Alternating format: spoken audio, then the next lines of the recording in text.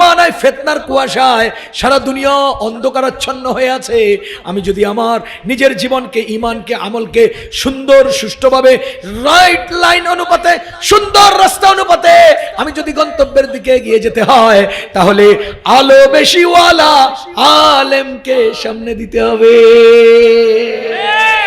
একজন বেশি আলোওয়ালা, বেশি পাওয়ারওয়ালা, বেশি ফোকাসওয়ালা আলেমকে যদি সামনে দেই, উনি ছুটবে আমিও ছুটবো, উনি দাঁড়াবে আমিও দাঁড়াবো। ওরে মুসলমান, আমিও কানা, ভাইও চোখে দেখে না, তো যারে তুমি ধরবা সেই অ্যাক্সিডেন্ট করবে। ট্রেনের মধ্যে ইঞ্জিন কয়টা হয়? ট্রেনের সামনে ইঞ্জিন থাকে, বগিরা তার সাথে যুক্ত থাকলেই বগিরা গন্তব্যে যায়। ট্রেনের ইঞ্জিন থেকে বগি বিচ্ছিন্ন হলে যেমন বগিরা যাত্রী সহ পিছনে থেকে যায়, গন্তব্যে যেতে পারে না, ঠিক তেমনি ভাবে জনগণ আলেম ইঞ্জিন বানাইয়া আলেমের সাথে যুক্ত থাকবা। খোদার কসম, আলেম ইঞ্জিন গন্তব্যে যাবে, সাধারণ মুসলমান বগিরাও গন্তব্যে যাবে। আলেম থেকে বিচ্ছিন্ন হইবা তো তুমি রেল লাইনের মধ্যে পড়ে থাকবা, গন্তব্যে ইঞ্জিন চলে যাবে। ওরে মুসলমান, আল্লাহর বান্দাগণ, আমার কথা আর লম্বা নয়, আমি উদাহরণ দিয়ে বুঝাতেছি যে আমাকে আপনাকে ফিতনা ফাসাদের জামানায় কি বাঁচাইতে হবে? ঈমান আমল। এখন ঈমান আমল বাঁচাইতে হলে আমার রাস্তা কয়টা? এক, কোরআন ধরো, দুই, হাদিস ধরো। আমি পারছি না, তাহলে কোরআনের বাহকদেরকে ধরো, সুন্নাহর বাহকদেরকে ধরো। আমি আপনাদেরকে একটা উদাহরণ দেই। মুড়ি খাননি আপনারা? মুড়ি, এই মুড়ি খান, মুড়ির ভিতরে চাউল পাওয়া যায় না? বলেন না, এই চাউলগুলো খুব নরম। হ্যাঁ, কেমন শক্ত রে ভাই? প্রচন্ড শক্ত না? দাঁতের নিচে পড়লে দাঁত খবর হয়ে যায় না? কেন রে এই চাউল এত শক্ত কেন? এর কারণ শুনেন, এ ভাই কারণ শুনেন। এই চাউলগুলো আরো অনেকগুলো চাউলের সাথে ছিল। চাউলের মালিক কি করছে জানেন? সে চাউলগুলোর ভিজাইছে, ভিজাইয়া কদ্দুর লবণ দিছে, দিয়া এরপরে একটা চুলা বানাইছে, চুলার নিচে লম্বা লম্বা ডান্ডা দিয়ে আগুন ধরাইছে। এই আগুনের উপর দিয়ে একটা সিলভারের পাতিল দিছে, পাতিলের ভিতরে আবার কতগুলো বালু দিছে, এই বালুর উপর দিয়ে আবার চুলার পাতিলের উপর এক ডান্ডা দিছে। দেখেন নিচে জ্বলে আগুন, আগুনে উত্তপ্ত হয়েছে পাতিল, পাতিলের ভিতরে বালু উত্তপ্ত, এর মধ্যে ওই ভিজা চাউলগুলো ছেড়ে দিছে, দিয়া গরম আগুনের মধ্যে উপরের ডান্ডা দিয়ে শুরু করছে পিঠা। কি শুরু করছে? পিটানি। পিটানি খাইয়া যে ঠুস করে ফুটতে গেছে, হ্যাঁ মুড়ি হয়ে গেছে। আর যে এত সব পিটার পরেও, এত উত্তপ্ততার মধ্যেও নিজেকে টিকায় রেখেছে, এমন শক্ত হয়েছে যার চাপার নিচে পড়ে তারও 12-14 গোষ্ঠীর খবর নেয়। খোদার কসম, আজকের দুনিয়াতে চতুর্মুখী ফিতনা আমাদেরকে পিটানি শুরু করেছে। দেওয়ানবাগির ফিতনা, কাদিয়ানির ফিতনা, আরে রাজারবাগির ফিতনা, আহলে হাদিসের ফিতনা, আর এতাআতি সাদিয়ানীদের ফিতনা, চতুর্মুখী ফিতনা আমাদেরকে পিটানি শুরু করেছে। এই মুহূর্তে যদি তুমি কারো পিটানিতে নিজেকে বিলীন করে দাও, ধ্বংস হয়ে যাইবা। সব ফিতনার পরেও টিকে থাকতে হবে, ঈমান রক্ষা করতে হবে।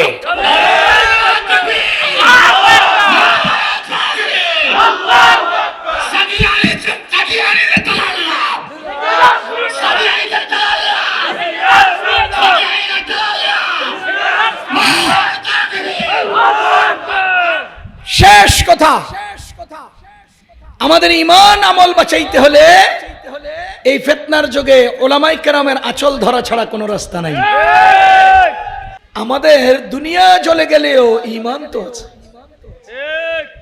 আমাদের দুনিয়া শেষ হয়ে গেলেও তো ঈমান আছে আলহামদুলিল্লাহ। আমেরিকার সরকারের চেয়েও আমার দেশের একজন রিকশাওয়ালার দাম বেশি। কেন? ঈমান আছে।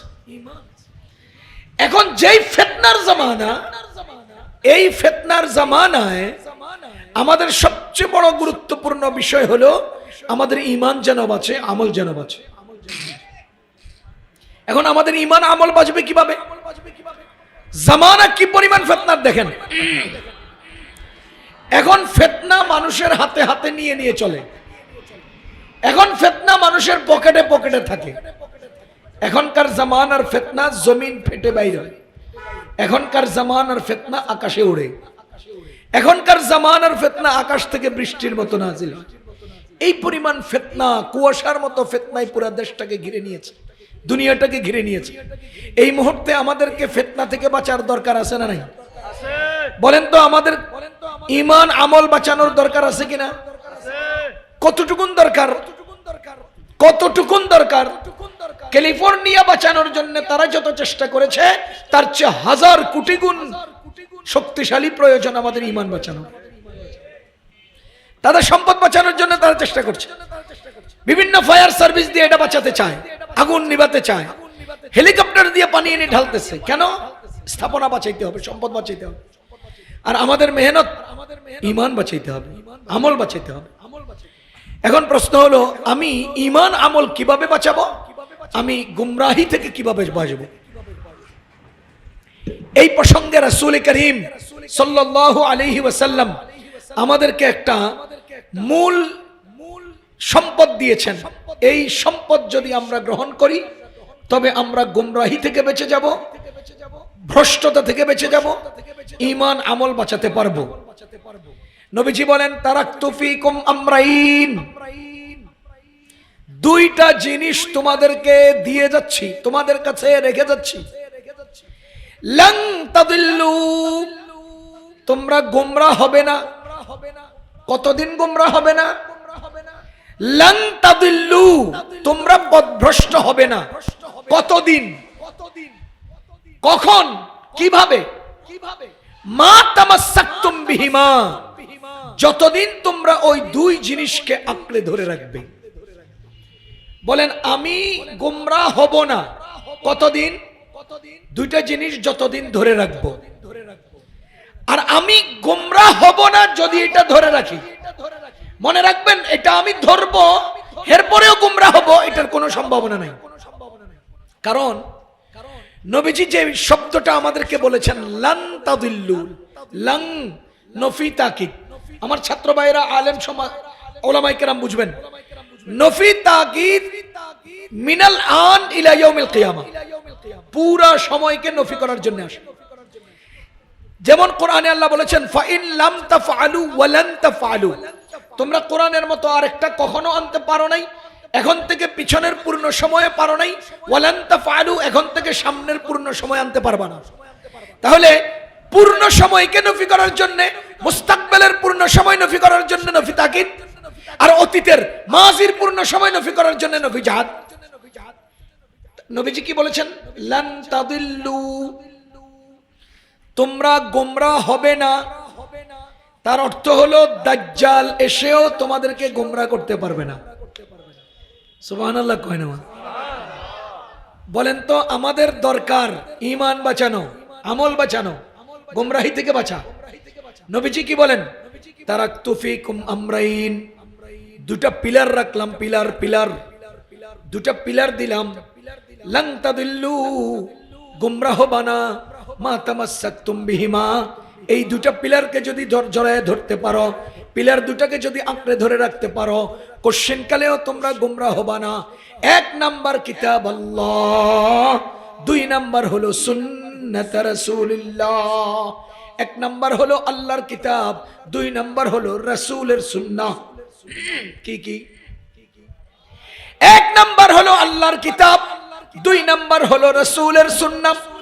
এই দুই জিনিসকে যদি তোমরা মজবুতের সাথে আঁকড়ে ধরো, তবে কিয়ামত পর্যন্ত তোমরা গোমরাহ হবা না। সুবহানাল্লাহ। এখানে দুইটা প্রসঙ্গে জরুরি কথা আছে। এক নাম্বার প্রসঙ্গ হলো কিতাব আল্লাহ, সুন্নাত রাসূলুল্লাহ। কয়টা পিলার? বলেন না। এক নাম্বার কিতাবুল্লাহ, বলেন এক নাম্বার কিতাবুল্লাহ, দুই নাম্বার সুন্নাতু রাসূলিল্লাহ। আমি যেভাবে বলি এভাবে বলেন, সুন্নাতু রাসূলিল্লাহ। এক নাম্বার কিতাবুল্লাহ, দুই নাম্বার সুন্নাতু রাসূলিল্লাহ।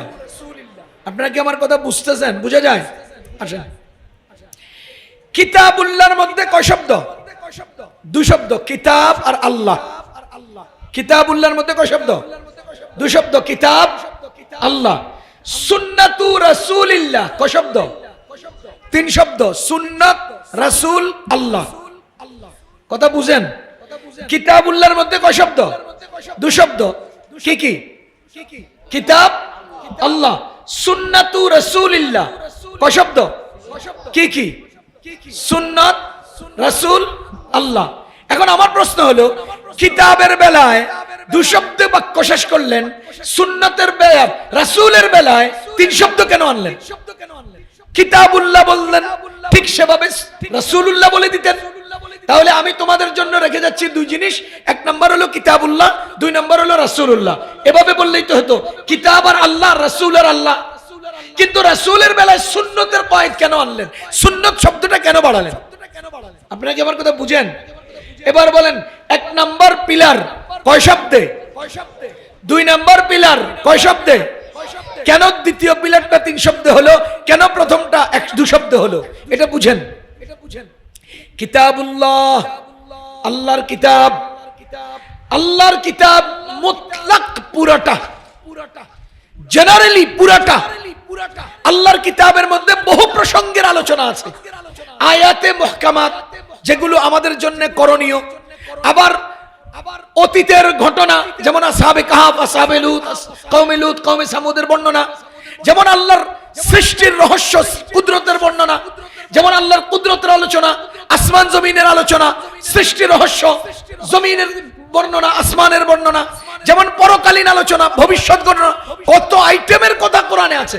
কিন্তু নবীজি শুধু আয়াতে মুহকামাতকে আলাদা না করে কিতাবুল্লাহকে মুতলাক বললেন কেন?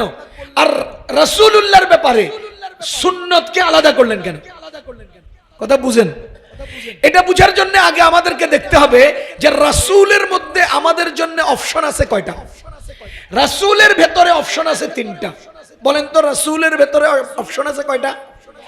এক নাম্বার হলো মিলাদ, দুই নাম্বার হলো হাদিস, তিন নাম্বার হলো সুন্নত। এবার আমরা বলি মিলাদুন নবী, বলেন। আবার বলি মিলাদুর রাসূল, হাদিসুন নবী, হাদিসুর রাসূল, সুন্নাতুন নবী, সুন্নাতুর রাসূল। এবার বলেন তো, রাসূলের মধ্যে অপশন আছে কয়টা? তিনটা, মিলাদ, হাদিস, সুন্নত।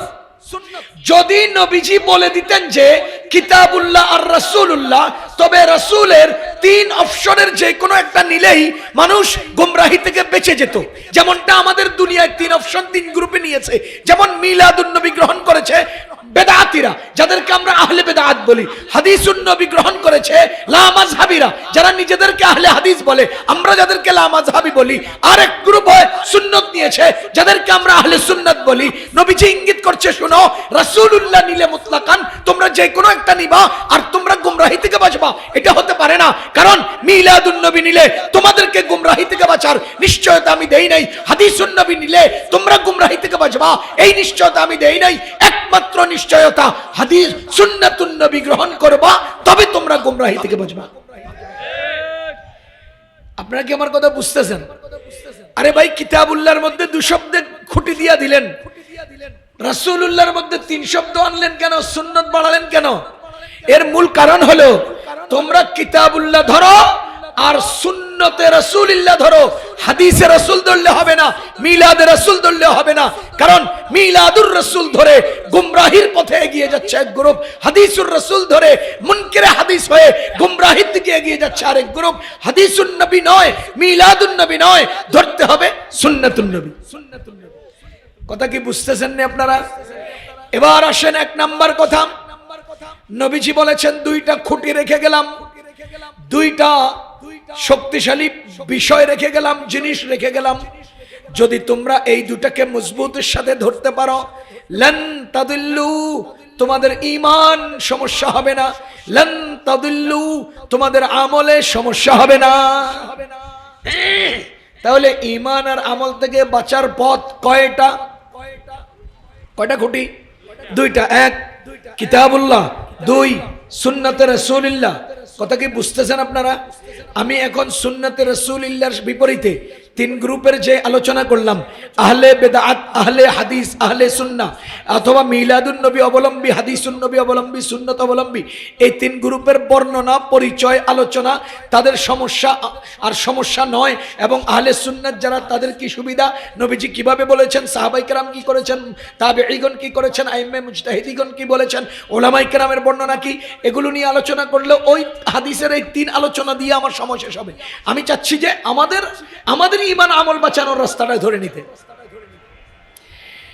এবার বলেন, আমরা ঈমান আমল বাঁচাইতে হলে কয়টা খুঁটি ধরতে হবে? এক, কিতাবুল্লাহ, বলেন এক। দুই, সুন্নতে রাসূলুল্লাহ।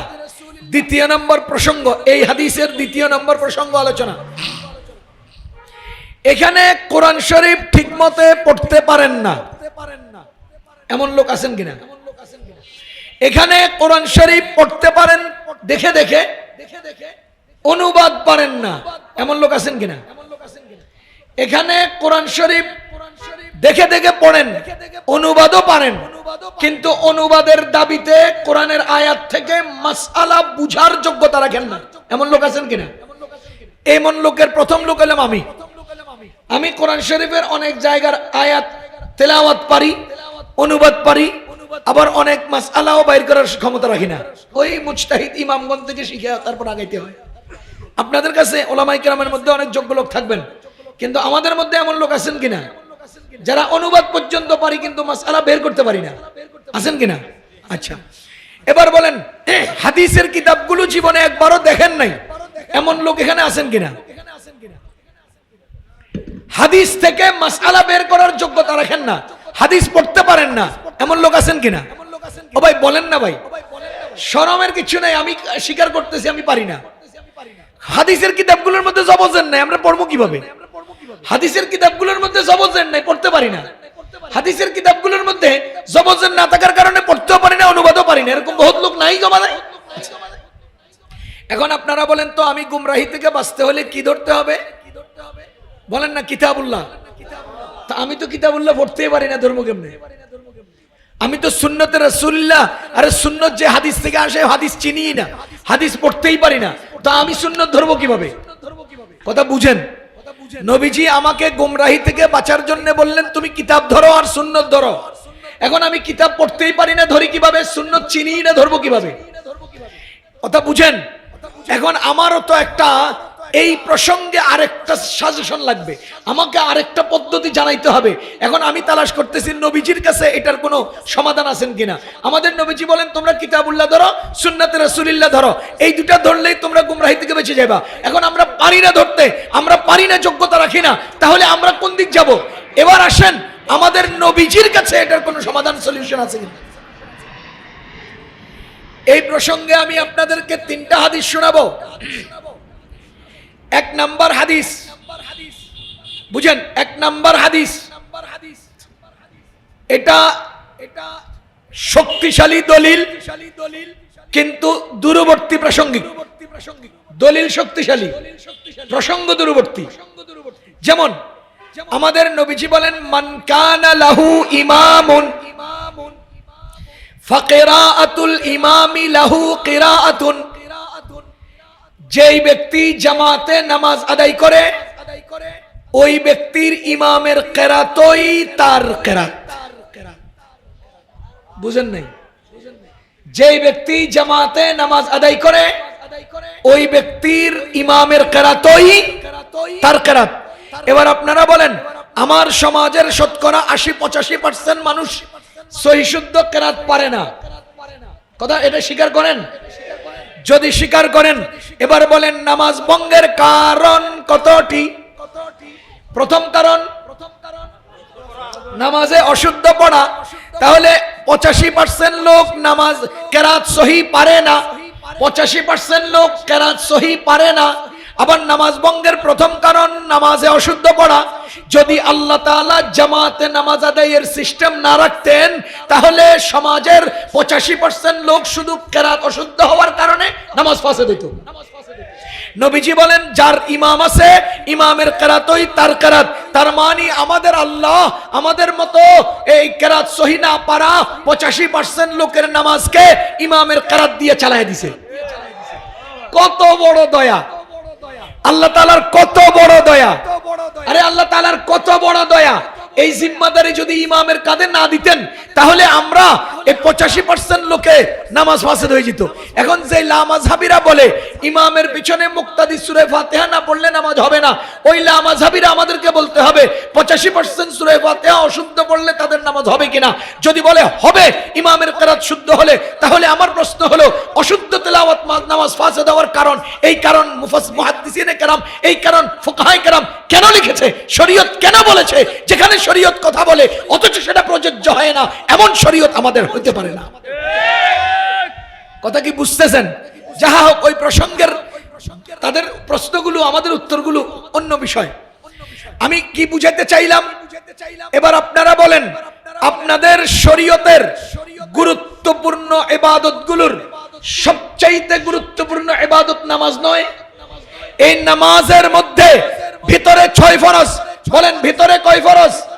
এর মধ্যে 1 নাম্বার ফরজ হলো মুখের, 2 নাম্বার ফরজ হলো মুখের, 3 নাম্বার, 4 নাম্বার, 5 নাম্বার, 6 নাম্বার, এই বাকি 4টা ফরজ হলো শরীরের। 2টা ফরজ মুখের, 4টা ফরজ শরীরের। বুঝেন নামাজের মধ্যে ভিতরে কয় ফরজ? সবাই বলেন না। 1 নাম্বার তাকবীরে তাহরিমা বলা, এটা কি মুখের নয়? কিরাত পড়া, এটা কিসের? মুখের নয়। রুকু করা শরীরের, কিয়াম করা শরীরের, সিজদা করা শরীরের, আখেরি বৈঠক শরীরের। তাহলে আপনার শরীরের কাম তো আর ইমাম করে দিবে না। ও ভাই, আপনার শরীরের কাম কি ইমাম করে দিবে? সুতরাং প্রত্যেক মুসল্লি তার শরীরের কর্মগুলো করতে হবে। দ্বিতীয় নম্বর, মুখের যে 2টা ফরজ, এই 2 ফরজের 1 নাম্বারটা ইমামের জিম্মাদারি নয়, যে মুক্তাদি তাকেই আল্লাহু আকবার বলতে হবে। কিন্তু আল্লাহর মেহেরবানি 2 নম্বর যেই কাজ মুখে করতে হয়, সেই কাজটা ইমামকে আল্লাহ তাআলা জিম্মাদারি দিয়ে জগতের কোটি কোটি মুসলমানের দায়িত্ব আলেমের হাতে, ইমামের হাতে সুপর্দ করেছেন। এর দ্বারা বোঝা যায়, শুনে শুনে দুনিয়ার মানুষ, যদি তোমরা কোরআন ধরো, যদি তোমরা হাদিস সুন্নাহ ধরতে হয়, তো তোমাদের সমাজের তোমরা যারা পারো না, তোমরা যারা বুঝো না, তোমরা তোমাদের ইমামদেরকে ধরো।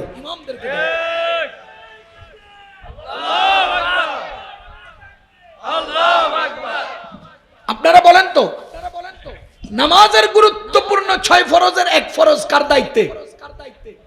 বলেন। তাইলে জীবনের কোরআন সুন্নাহর গুরুত্বপূর্ণ দায়িত্বগুলো কার দায়িত্বে, কার হাতে?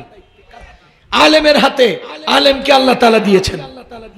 সুতরাং যারা কোরআন ধরতে পারি না, যারা হাদিস বুঝি না, সুন্নাহ বের করে আনতে পারি না, এই হাদিসের দলিল থেকে আমরা বুঝি আমরা আমাদের জীবনের কোরআন এবং সুন্নাহর প্রয়োজনগুলো পালন করার ক্ষেত্রে সময়ের উলামায়ে কেরামের আঁচল ধরতে হবে।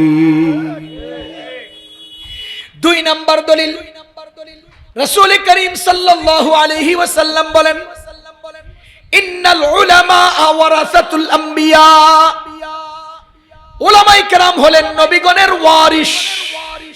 বলেন উলামায়ে কেরাম নবীগণের ওয়ারিস। এ ভাই, আপনি আপনার বাবার সম্পত্তির ওয়ারাসত পেয়েছেন কিনা? আপনার বাবা আপনার দাদার সম্পত্তির ওয়ারাসত পেয়েছেন কিনা? স্থাবর অস্থাবর সম্পত্তির ওয়ারাসত পায়। আমাদের নবীজি বলেন, ওয়া ইন্নামা লাম ইউয়ারিসু দিনারাও ওয়ালা দিরহামা।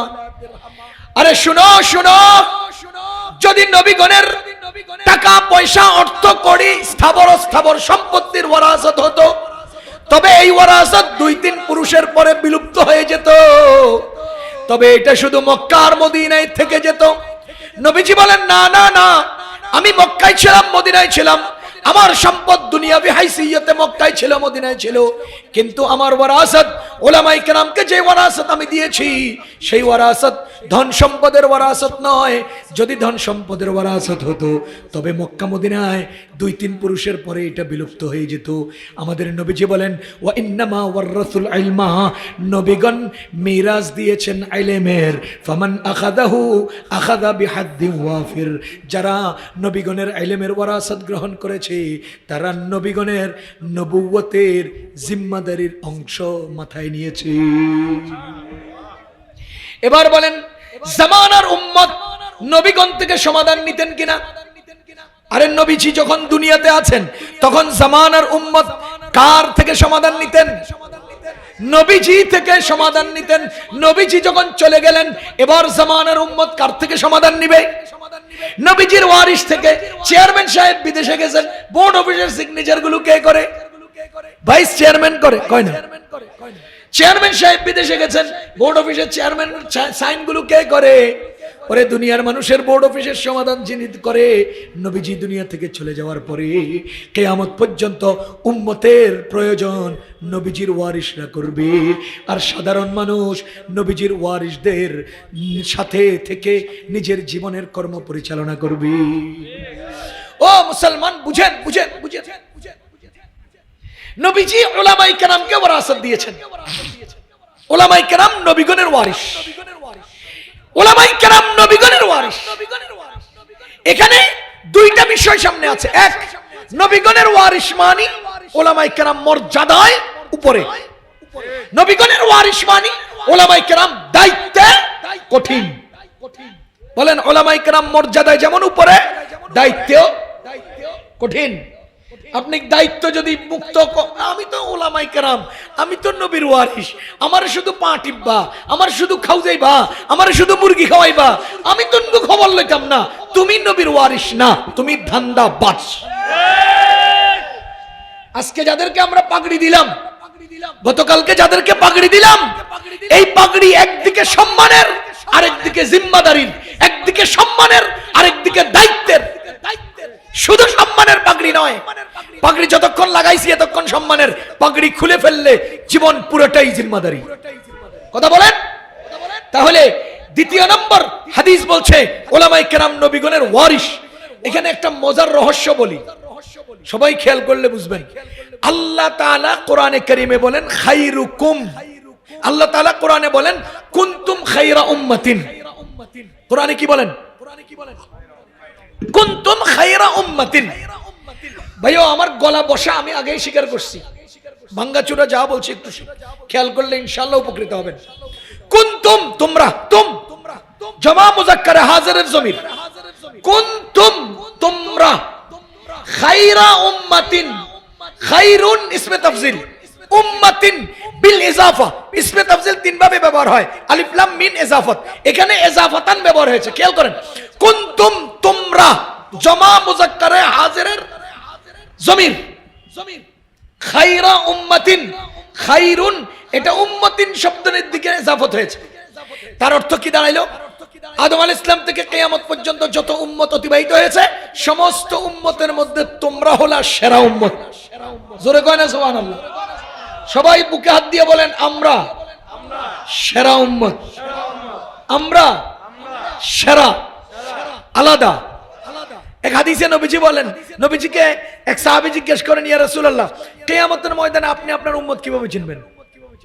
আরে হাজার হাজার কোটি, শত শত কোটি, অজস্র অগণিত মানুষ থাকবে না ওখানে, তা আপনি কিভাবে আপনার উম্মত চিনবেন? গত 15 বছর আওয়ামী লীগওয়ালারা চিনছে না? মেথর নির্বাচন করতেও তার 14 গোষ্ঠীতে জামাত বিএনপি আছে কিনা তদন্ত করছে না? তো এটা তো চিনতে হয়, না চিনলে নিজের দিকে টানবো কিভাবে? তো সাহাবী জিজ্ঞেস করেন, ইয়া রাসূলুল্লাহ আপনি আপনার উম্মত চিনবেন কিভাবে? নবীজি এই প্রশ্নের সরাসরি উত্তর না দিয়া পাল্টা একটা প্রশ্ন করছেন। অনেক সময় উত্তর বুঝার সুবিধার্থে প্রশ্ন করলে প্রশ্নের আড়ালে উত্তর বুঝা সহজ হয়। যেমন আল্লাহ কোরআনে জিজ্ঞেস করেছেন, হাল ইয়াস্তাবিল্লাযীনা ইয়ালামুনা ওয়াল্লাযীনা লা ইয়ালামুন, যারা জানে যারা জানে না তারা কি সমান? তাইলে আমার আল্লাহ বলতে পারতেন যারা জানে যারা জানে না তারা সমান না, এটা বলতে পারতেন। কিন্তু আল্লাহ প্রশ্ন করছেন কেন? যাতে করে তোমরা প্রশ্ন বুঝা উত্তর নিজেরা বাইর করতে পারো।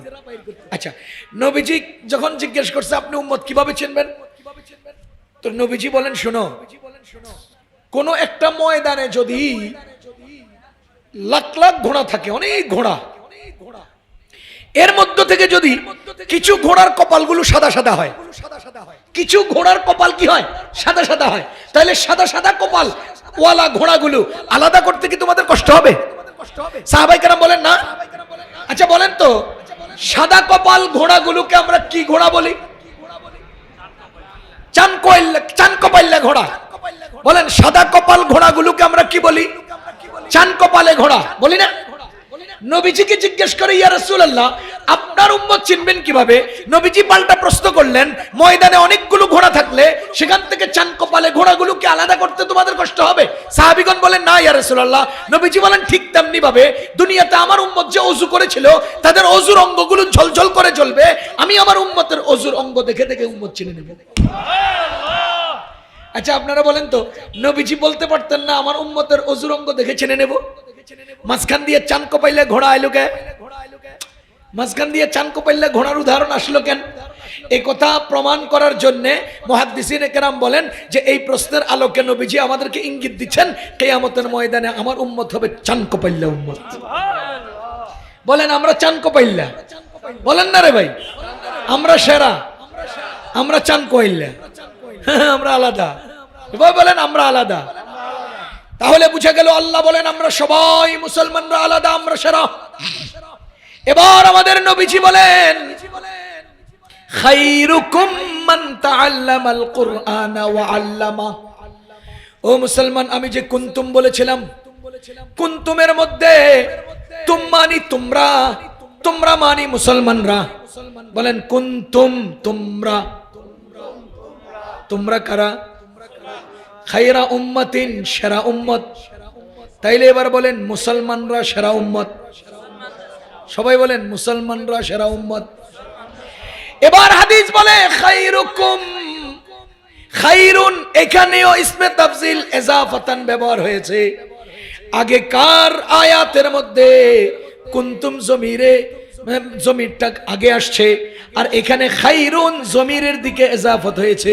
খায়রুকুম, কুনতুম, খায়রুকুম দুটোটাই জমা মুযাক্কারে হাজিরের জমির। কুনতুম মানি মুসলমানরা, খায়রুকুম মানি মুসলমানদের সেরা। তাইলে কুম মানি মুসলমানরা, কুনতুম মানি মুসলমানরা, তোমরা মুসলমানরা হলা সেরা। আর আমাদের নবীজির হাদিস বলে খায়রুকুম, তোমাদের মধ্যে সেরা মান তাআল্লামাল কুরআনা ওয়া আল্লামা, যারা কোরআন শিখে, যারা কোরআন শেখায়। তার মানে হলো আয়াতে তুম যারা, খায়রুকুম হাদিসে কুম তারা, আয়াতে তুম যারা, হাদিসে কুম তারা। এবার আমরা আয়াত আর হাদিসকে মিলাতে পারি।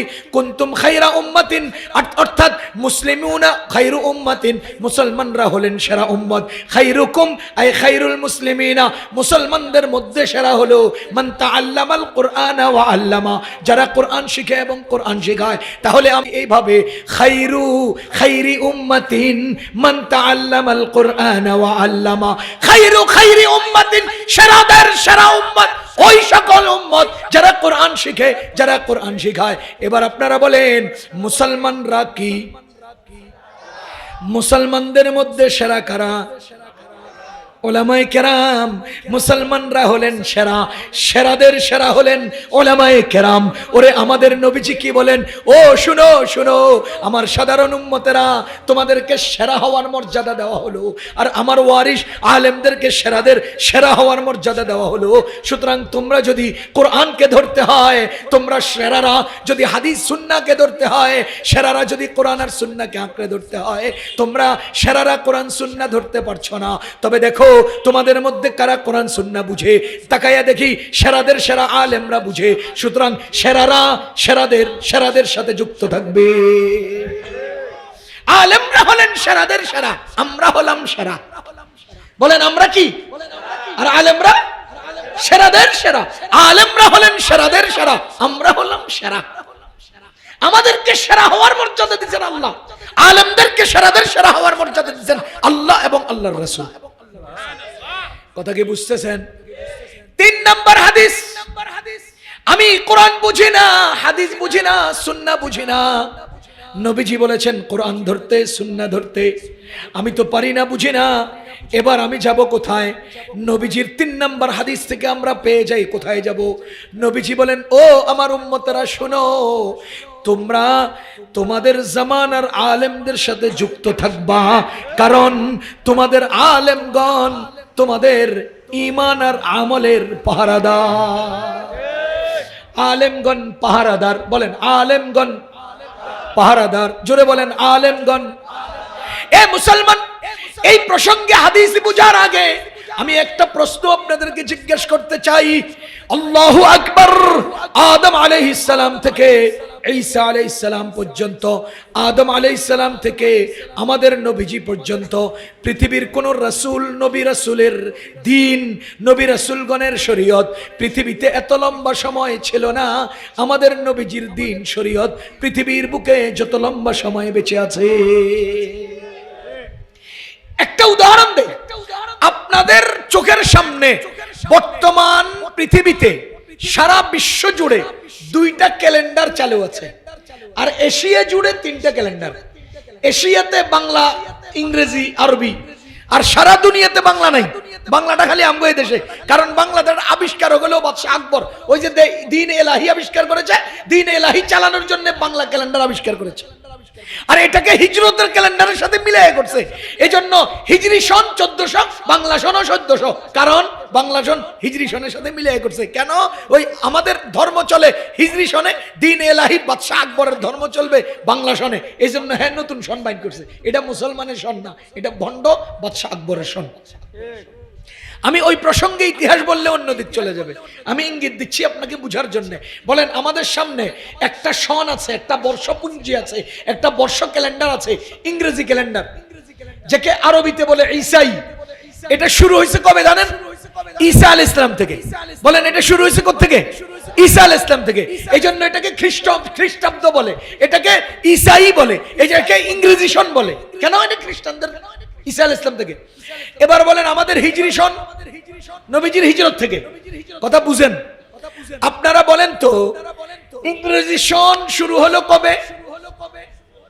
ঈসা আলাইহিস সালাম থেকে। আমাদের নবীজির জন্ম কবে? 570 কয় না? আমাদের নবীজির জন্ম কত খ্রিস্টাব্দে? আমার জন্ম আজকে 2025। আজকে কত? 2025। আপনি বলেন, ঈসা আলাইহিস সালাম থেকে আমাদের নবীজির মাঝখানে কতশো বছর? আরে কয় না? 570। আমাদের নবীজির জন্মের পর থেকে আজকে 2025। এবার 2025 থেকে 570 রে বিয়োগ দেন, অন্তত 1500 বছর। বুঝেন নাই? ঈসা আলাইহিস সালাম থেকে আমাদের নবীজি 570, আমাদের নবীজি থেকে আমি 1500। বুঝেন নাই? তাহলে ঈসা আলাইহিস সালামের আনিত ধর্ম কতশো বছর ছিল? 570 বছর ছিল। আমাদের নবীজির আনিত ধর্ম দুনিয়াতে কতশো বছর আছে?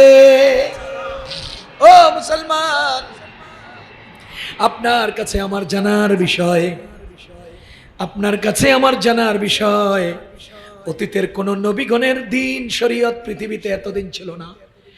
অতীতের কোন নবীগণের দ্বীন শরীয়ত পৃথিবীর প্রতিটি ইঞ্চি ইঞ্চি জমিনে পৌঁছে নাই। আমাদের নবীজির দ্বীন শরীয়ত 1500 বছর পর্যন্ত দুনিয়াতে কেন আছে? দুনিয়ার প্রতিটি ইঞ্চি জমিনে কিভাবে পৌঁছে গেছে? আমি চোখ বন্ধ করে আল্লাহকে সাক্ষী রেখে বলতে পারি, আমাদের নবীজি যাদেরকে ওয়ারিস জিম্মাদারি দিয়েছেন, ওয়ারাসাতের দায়িত্ব দিয়েছেন, আল্লাহর কসম সেই উলামায়ে কেরামের দ্বীনের পাহারাদারির কারণেই 1500 বছর থেকে দ্বীন দুনিয়াতে অক্ষত আছে। উলামায়ে কেরাম হাতে হ্যান্ডকাপ নিয়েছেন, দ্বীনের অপব্যাখ্যা সহ্য করেন নাই। উলামায়ে কেরাম ফাঁসিতে ঝুলেছেন, দ্বীনের অপব্যাখ্যা সহ্য করেন নাই। উলামায়ে কেরাম উত্তপ্ত আগুনে সিদ্ধ হয়েছেন, দ্বীনের অপব্যাখ্যা সহ্য করেন নাই। ওরে মুসলমান, উলামায়ে কেরাম যদি দ্বীনের অপব্যাখ্যা সহ্য করে নিতেন, দ্বীনের অপব্যাখ্যাকে মেনে নিতেন, খোদার কসম 1500 বছর পরে আমরা দ্বীন পাইতাম না। এই জালিম সরকাররা নিজেদের প্রয়োজনে দ্বীনের পরিবর্তন কাটছাট কইরা কইরা বাদামের ছিলকাটাও আমগোল লাগিয়ে রাখতো না, সব খাই লাইতো এরা। চৌহদ্দিতে চতুর্দিকে বর্ডারে পাহারাদার আছে না নাই? পাহারাদারের কাজ কি? পাহারা দেওয়া, পাহারা দেওয়া। ও ভাই, আমার সাইকেলটা রাখছি একটু দেখেন। ঠিক আছে, সোরা বেটা সাইকেল লয়ে গেছে, পরে আইয়া মালিকে কো আমার সাইকেল, কমনে দেখতে কইছেন, সোরা নিচে দেখছি। পাহারাদারের কাজ কি? পাহারাদারের কাজ হলো অন্যায়ভাবে কিছু যেন ভিতর থেকে বাহিরে না যায়, অন্যায়ভাবে কিছু যেন বাহির থেকে ভিতরে না ঢুকে, এটা রোধ করা। পাহারাদারের কাজ কি? পাহারা দেওয়া, চেয়ে থাকা। পাহারাদারের কাজ চেয়ে থাকা। আরে চেয়ে থাকার নাম পাহারাদারি নয়, পাহারাদারের কাজ হলো ভেতর থেকে কিছু বাহিরে পাচার হতে পারবে না, বাহির থেকে কিছু অন্যায়ভাবে ভেতরে অনুপ্রবেশ করতে পারবে না, এটার পাহারাদারি করা। কথা কি বুঝতেছেন নি আপনারা? এবার আমি আপনাদেরকে একটা উদাহরণ দেই, পাহারাদাররা কিভাবে পাহারাদারি করছে। বলেন তো মুসলমানদের ঈদ কয়টা? সবাই বলেন মুসলমানের ঈদ কয়টা? ওই যে বেদাতি যাদেরকে বললাম মিলাদুন নবী নিয়ে ছুটছে, তারা মুসলমানের ঈদ 3টা বলে কিনা? জোরে বলেন, বলে কিনা? তাহলে ইসলামে নাই এমন জিনিস তারা ইসলামে ঢুকাইতে আছে, ইসলামে নাই এমন জিনিস ইসলামের মধ্যে অনুপ্রবেশ করছে। ওলামায়ে কেরাম পাহারাদারি দিয়া গলা ফাটাইয়া চিৎকার করে মিম্বার, মেহরাব এবং স্টেজে আপনাদেরকে বলছে, লেখালেখির মাধ্যমে জানাচ্ছে, না না না, ইসলামে ঈদে মিলাদুন নবী বলতে কোনো ঈদ নাই। এটা পাহারাদারি করে যাচ্ছে তো রে ভাই, এটা আকীদার পাহারাদারি। এটা কিসের পাহারাদারি? আকীদার পাহারাদারি। ও মুসলমান, এবার 2 নম্বর উদাহরণ। বলেন তো মুসলমানের তারাবির নামাজ কয় রাকাত? জোরে বলেন, কয় রাকাত? আরে যাদেরকে আমি আহলে হাদিস বলেছি, হাদিস নিয়ে গেছে, যারা হাদিস নিয়ে চলছে, তারা আমাদের তারাবির নামাজ 8 রাকাত বলে কিনা? যদি 20 রাকাত থেকে 8 রাকাত আপনি পড়েন, 12 রাকাত চুরি কইরা বাহিরে পার করে দিচ্ছে। আরে মিলাদুন নবী অনুসারী এদেরকে আমরা বলি আহলে বেদাত, এরা ইসলামে নাই এমন জিনিস ঢুকাচ্ছে, আর আহলে হাদিস এরা ইসলামে আছে এমন জিনিস বাইর করছে। হক্কানি ওলামায়ে কেরাম পাহারাদারি করে আপনাদেরকে বলছে, না না, ইসলামের তারাবি হলো 20 রাকাত, তুমি 1 রাকাতও পড়ো না, এটা তোমার ব্যাপার, তুমি 8 রাকাত পড়ো, এটা তোমার ব্যাপার, তুমি 12 রাকাত পড়ো, এটা তোমার ব্যাপার, কিন্তু তোমার বিশ্বাস রাখতে হবে তারাবির নামাজ 20 রাকাত। তুমি 1 রাকাতও পড়ো না, এটা তোমার হিসাব, তুমি দিবা, কিন্তু 1 রাকাতও না পড়া 8 রাকাত বলবা কেন? তুমি 20 রাকাত পড়ো না, তোমার ব্যাপার, কিন্তু 20 রাকাত বিশ্বাস করতে হবে। ওরে এবার বলেন মুসলমান, ওলামায়ে কেরাম পাহারাদারি করছেন কিনা? জোরে বলেন, করছেন কিনা? ওলামায়ে কেরামের ব্যাপারে আমাদের নবীজি বলেন, শুনো, ওলামায়ে কেরাম হলেন তোমাদের ঈমান ও আমলের পাহারাদার। আমি উদাহরণ দিয়ে বুঝাই দিচ্ছি যে ওলামায়ে কেরাম কিভাবে আমাদের পাহারাদারি করে। ওলামায়ে কেরাম তোমাদের উচ্ছৃঙ্খল পরিবেশকে সুশৃঙ্খল করার দায়িত্ব গ্রহণ করে। কিভাবে? আপনাদের দেশে আগুন লাগে, দোকানে আগুন লাগে কিনা? বলেন, ঘরে আগুন লাগে কিনা? নিবাই কে? কয় না, নিবাই কে? ওরে মুসলমান, দোকানে আগুন লাগলে নিবাই ফায়ার সার্ভিস, আরে টিনে আগুন লাগলে নিবাই ফায়ার সার্ভিস, বস্তিতে আগুন লাগলে নিবাই ফায়ার সার্ভিস। আপনাকে বউ জামাইয়ের মধ্যে মাঝে মধ্যে আগুন লাগেনি? আরে কয় না? সংসারের মধ্যে আগুন লাগে কিনা? কে নিবাই? কে নিবাই? ওলামায়ে কেরাম। আরে আজকেও আমি ফতোয়াতে সাইন করে আছি, আজকেও ফতোয়াতে সাইন করে আছি, এই মাগরিবের পরে, আজকের মাগরিবের পরে। ও ভাই, আপনাদের পরিবারে আগুন লাগলে আমরা কিতাব দেখে এই আগুন নিবানোর জন্য সিগনেচার করে আপনাদের কাছে পাঠাইছি, এমনি এমনি নিবাও। তোমার দোকানে আগুন লাগলে নিবাই ফায়ার সার্ভিস, তোমার পরিবারে আগুন লাগলে নিবাই ওলামায়ে কেরাম। কথা বুঝেন? এজন্য বলছি মুসলমান, ওলামায়ে কেরাম হলেন নবীগণের ওয়ারিস, ওলামায়ে কেরাম হলেন উম্মতের ঈমান ও আমলের পাহারাদার, ওলামায়ে কেরাম হলেন সবচেয়ে বড় গুরুত্বপূর্ণ ইবাদত নামাজের গুরুত্বপূর্ণ ফরজ কিরাতের জিম্মাদার। কথা বুঝেন? এবার আপনারা বলেন, আমি তো কোরআন বুঝি না। বলেন, আমি তো কোরআন বুঝি না, আমি তো সুন্নাহ চিনি না। নবীজি বলছেন কোরআন ধরতে, সুন্নাহ ধরতে। আমি কোরআন সুন্নাহ কেমনে ধরবো? এবার আমি আস্তে করে দূরবীন দিয়ে তালাশ করে দেখি আমার সমাজে বিজ্ঞ ওলামায়ে কেরাম আছেন যারা কোরআন বুঝেন, সুন্নাহ বুঝেন। সুতরাং আমার দায়িত্ব আদায় হবে, আমি যদি যারা কোরআন সুন্নাহ বুঝেন তাদেরকে ধরে ফেলি। এটা বুঝার জন্য এবার আমি আপনাদেরকে যৌক্তিক কয়েকটা উদাহরণ দেই, যুক্তির নিরিখে উদাহরণ। আপনাদের দেশে এই যে গত বছর, কদিন আগে, গত বছর নয়, কয়েক মাস আগে বাংলাদেশে হয়েছে কিনা, বন্যা হয়েছে কিনা? আমার বাড়ি ফেনীতে, ঘটনার চক্রে আমি ঢাকায় থাকি, আমার মেয়ের পরীক্ষা শেষ হওয়ার সুবাদে আমি গ্রামের বাড়িতে গেছি ফেনীতে। আমি বাসায় ঢুকলাম, আমার যে গাড়ি নামাই দিছে, হ্যাঁ বেরোতে পারে নাই, বন্যায় ধরে এলেছে। এত স্পিডে পানি আসছে, এমন জোরে স্রোত আসছে, মানুষের বিল্ডিং ভেঙে নিয়ে গেছে, মানুষের বহু ঘর উড়িয়ে নিয়ে গেছে। আমি সচক্ষে দেখেছি। এবার বলেন, এই জাতীয় স্রোতের মধ্যে কেউ যদি নিজের পায়ে দাঁড়াতে চায়, দাঁড়িয়ে টিকে থাকতে চায়, পারবে? সবাই বলেন।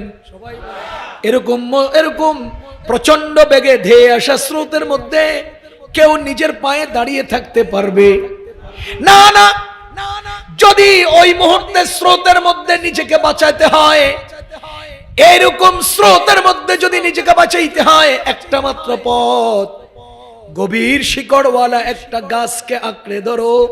স্রোত গাছে বাড়ি দিবে, দুই সাইডে কেটে যাবে, তুমি পিছনে গাছের আড়ালে টিকে থাকবা। খোদার কসম, সরাসরি স্রোতের কবলে পড়লে তুমি টিকতে পারবা না। নিজেকে টিকাতে হলে গভীর শিকড় যুক্ত একটা গাছের আড়ালে নিজেকে আশ্রয় নিতে হবে। কথা বলেন ও মুসলমান। এবার আপনারা বলেন তো, সূর্য উদয়ের আগে পৃথিবীটা আলোকিত হয় কিনা? ঠিক তেমনি ভাবে দুনিয়ার সবচাইতে ভয়ঙ্কর ফিতনা দাজ্জাল, দাজ্জালি ফিতনা আসার আগে দুনিয়া ফিতনাতে ঘিরে যাবে। সূর্য ওঠার আগে যেমন দুনিয়াটা আলোকিত হয়ে যায়, ফিতনা আসার আগে দুনিয়াও ফিতনায় ঘিরে যাবে। আপনারা বলেন, দাজ্জাল কাছাকাছি এসে গেছে কিনা? আপনি হের না কোন, আমাদের নবীজি একদিন মসজিদে নববীতে দাঁড়িয়ে বলে, এই যে দাজ্জাল, এই যে দাজ্জাল। সাহাবায়ে কেরাম মসজিদের গেটে যারা ছিলেন দৌড়াইয়া নবীজির কাছে চলে আসছে, না জানি দাজ্জাল এগুলো ধরে এলাই। মানে আমাদের নবীজির দাজ্জাল এত কাছে, এই কথা বুঝানোর জন্য এই যে দাজ্জাল বলেছে, সাহাবীগণ মনে করেছে পাহাড়ের ওই পাশে দাজ্জাল চলে আসছে, মনে হয় মসজিদের কাছে চলে আসছে। নবীজির সাহাবী নবীজির কাছে মুরগির বাচ্চার মতো সামনে চলে আসছে। এবার বলেন কত কাছে দাজ্জাল? এবার আমি বলছি, দাজ্জাল যত কাছে আসছে ফিতনা তত বৃদ্ধি পাচ্ছে। বলেন তো এখন ফিতনার স্রোত চলছে কিনা? জোরে বলেন, চলছে কিনা? এই স্রোতের মধ্যে যদি আপনাকে টিকাইতে হয়, একজন গভীর শিকড়ওয়ালা আলেমের আশ্রয়ে যেতে হবে। আলেম শিকড়ওয়ালা, ও মিয়া বুঝেন, আলেমগণ শিকড়ওয়ালা, গভীর শিকড়ওয়ালা। আমাদের নবীজি আলেমদের শিকড় সম্পর্কে বলতে গিয়ে বলেন, ফাকিহুন ওয়াহিদুন আশাদ্দু আলা শাইতানি মিন আলফি আবিদিন। 1000 আবেদ হাতে হাত নিয়া, খেয়াল করেন, 1000 আবেদ কে হাতে তসবিহওয়ালা, মাথায় পাগড়িওয়ালা, চাপায় দাড়িওয়ালা, 1000 বছরের তাবলীগওয়ালা, আলেম না। 1000 বছরের তাবলীগওয়ালা, মাথায় পাগড়িওয়ালা, চাপায় দাড়িওয়ালা, হাতে তসবিহওয়ালা, দিনে রোজাওয়ালা, রাতে তাহাজ্জুদওয়ালা, এরকম 1000 আবেদ একজন আরেকজনকে এইভাবে হাতে হাত ধরে বিশাল বলয় তৈরি করেছে। আর একজন আলেম ওই পাশে দাঁড়িয়ে আছে। নবীজি বলেন, ফাকিহুন ওয়াহিদুন আশাদ্দু আলা শাইতানি মিন আলফি আবিদিন। ওই তাহাজ্জুদওয়ালা, পাগড়িওয়ালা, 1000 বছরের তাবলীগওয়ালা, এরকম 1000 ব্যক্তিকে শয়তানে কিক মাইরা বঙ্গোপসাগরে পালানো যত সহজ, ওই একজন একা দাঁড়িয়ে থাকা আলেমকে শয়তানে এত সহজে কিক মারতে পারে না। নবীজি বলেছেন, ফাকিহুন ওয়াহিদুন, একজন ফকিহ আলেম, আশাদ্দু আলা শাইতান, শয়তানের উপরে ভারী শক্তিশালী কঠিন, কয়জন? মিন আলফি আবিদিন, 1000 ইঞ্জিনিয়ার ওয়াসিফের চেয়ে, একজন জুবায়ের 1000 ইঞ্জিনিয়ার ওয়াসিফের চেয়ে শক্তিশালী।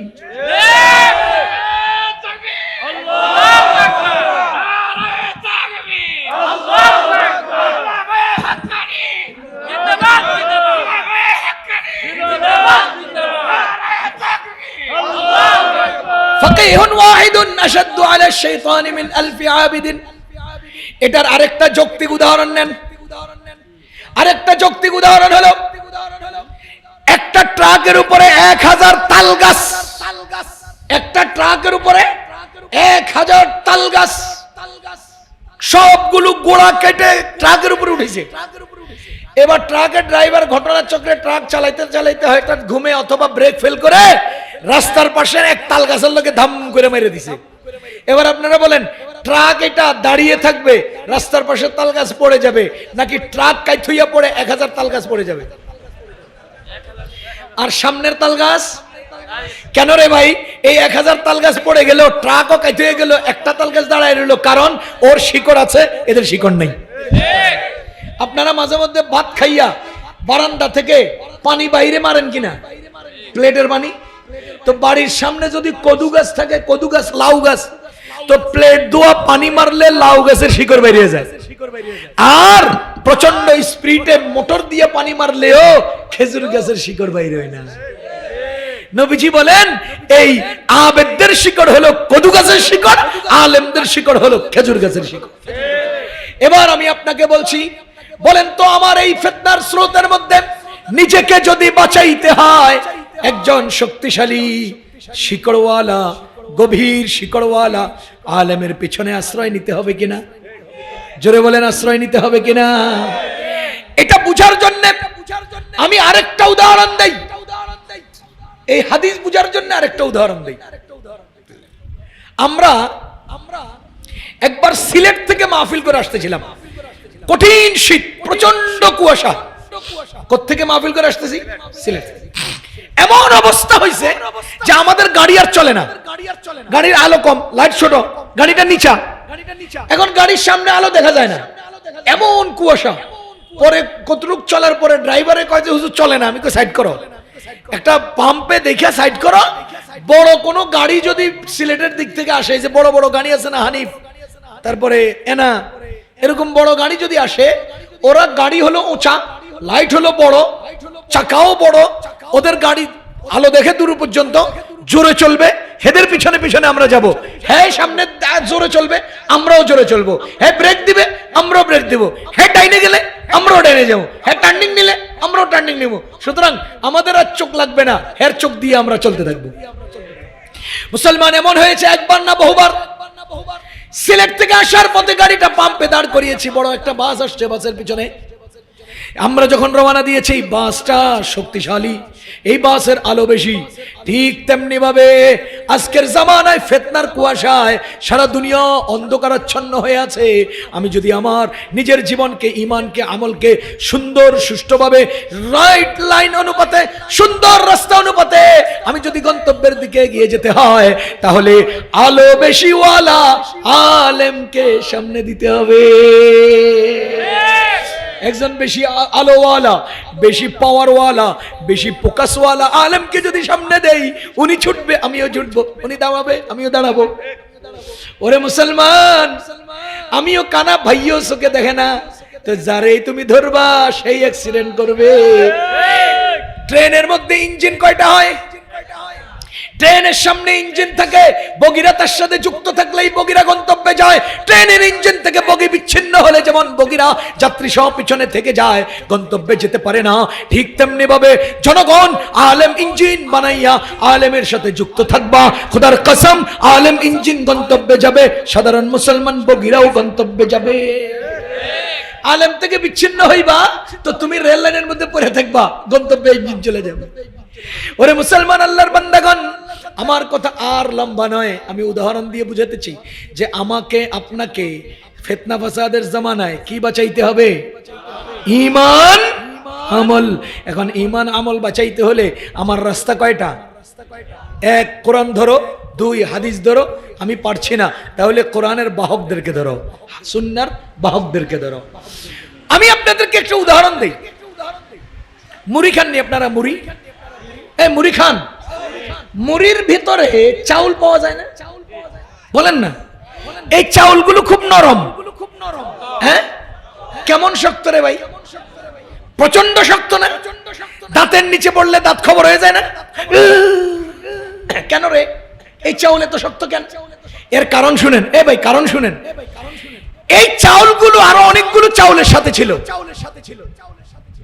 চাউলের মালিক কি করছে জানেন?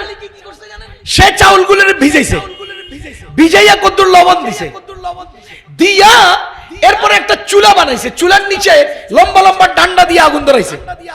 এই আগুনের উপর দিয়ে একটা সিলভারের পাতিল দিছে, পাতিলের ভিতরে আবার কতগুলো বালু দিছে। এই বালুর উপর দিয়ে আবার চুলার পাতিলের উপর এক ডান্ডা দিছে। দেখেন নিচে জ্বলে আগুন, আগুনে উত্তপ্ত হয়েছে পাতিল, পাতিলের ভিতরে বালু উত্তপ্ত, এর মধ্যে ওই ভিজা চাউলগুলো ছেড়ে দিছে, দিয়া গরম আগুনের মধ্যে উপরের ডান্ডা দিয়ে শুরু করছে পিঠা। কি শুরু করছে? পিটানি। পিটানি খাইয়া যে ঠুস করে ফুটতে গেছে, হ্যাঁ মুড়ি হয়ে গেছে। আর যে এত সব পিটার পরেও এত উত্তপ্ততার মধ্যেও নিজেকে টিকায় রেখেছে, এমন শক্ত হয়েছে যার চাপার নিচে পড়ে তারও 12-14 গোষ্ঠীর খবর নেয়। খোদার কসম, আজকের দুনিয়াতে চতুর্মুখী ফিতনা আমাদেরকে পিটানি শুরু করেছে। দেওয়ানবাগির ফিতনা, কাদিয়ানির ফিতনা, আরে রাজারবাগির ফিতনা, আহলে হাদিসের ফিতনা, আর এতাআতি সাদিয়ানীদের ফিতনা, চতুর্মুখী ফিতনা আমাদেরকে পিটানি শুরু করেছে। এই মুহূর্তে যদি তুমি কারো পিটানিতে নিজেকে বিলীন করে দাও, ধ্বংস হয়ে যাইবা। সব ফিতনার পরেও টিকে থাকতে হবে, ঈমান রক্ষা করতে হবে।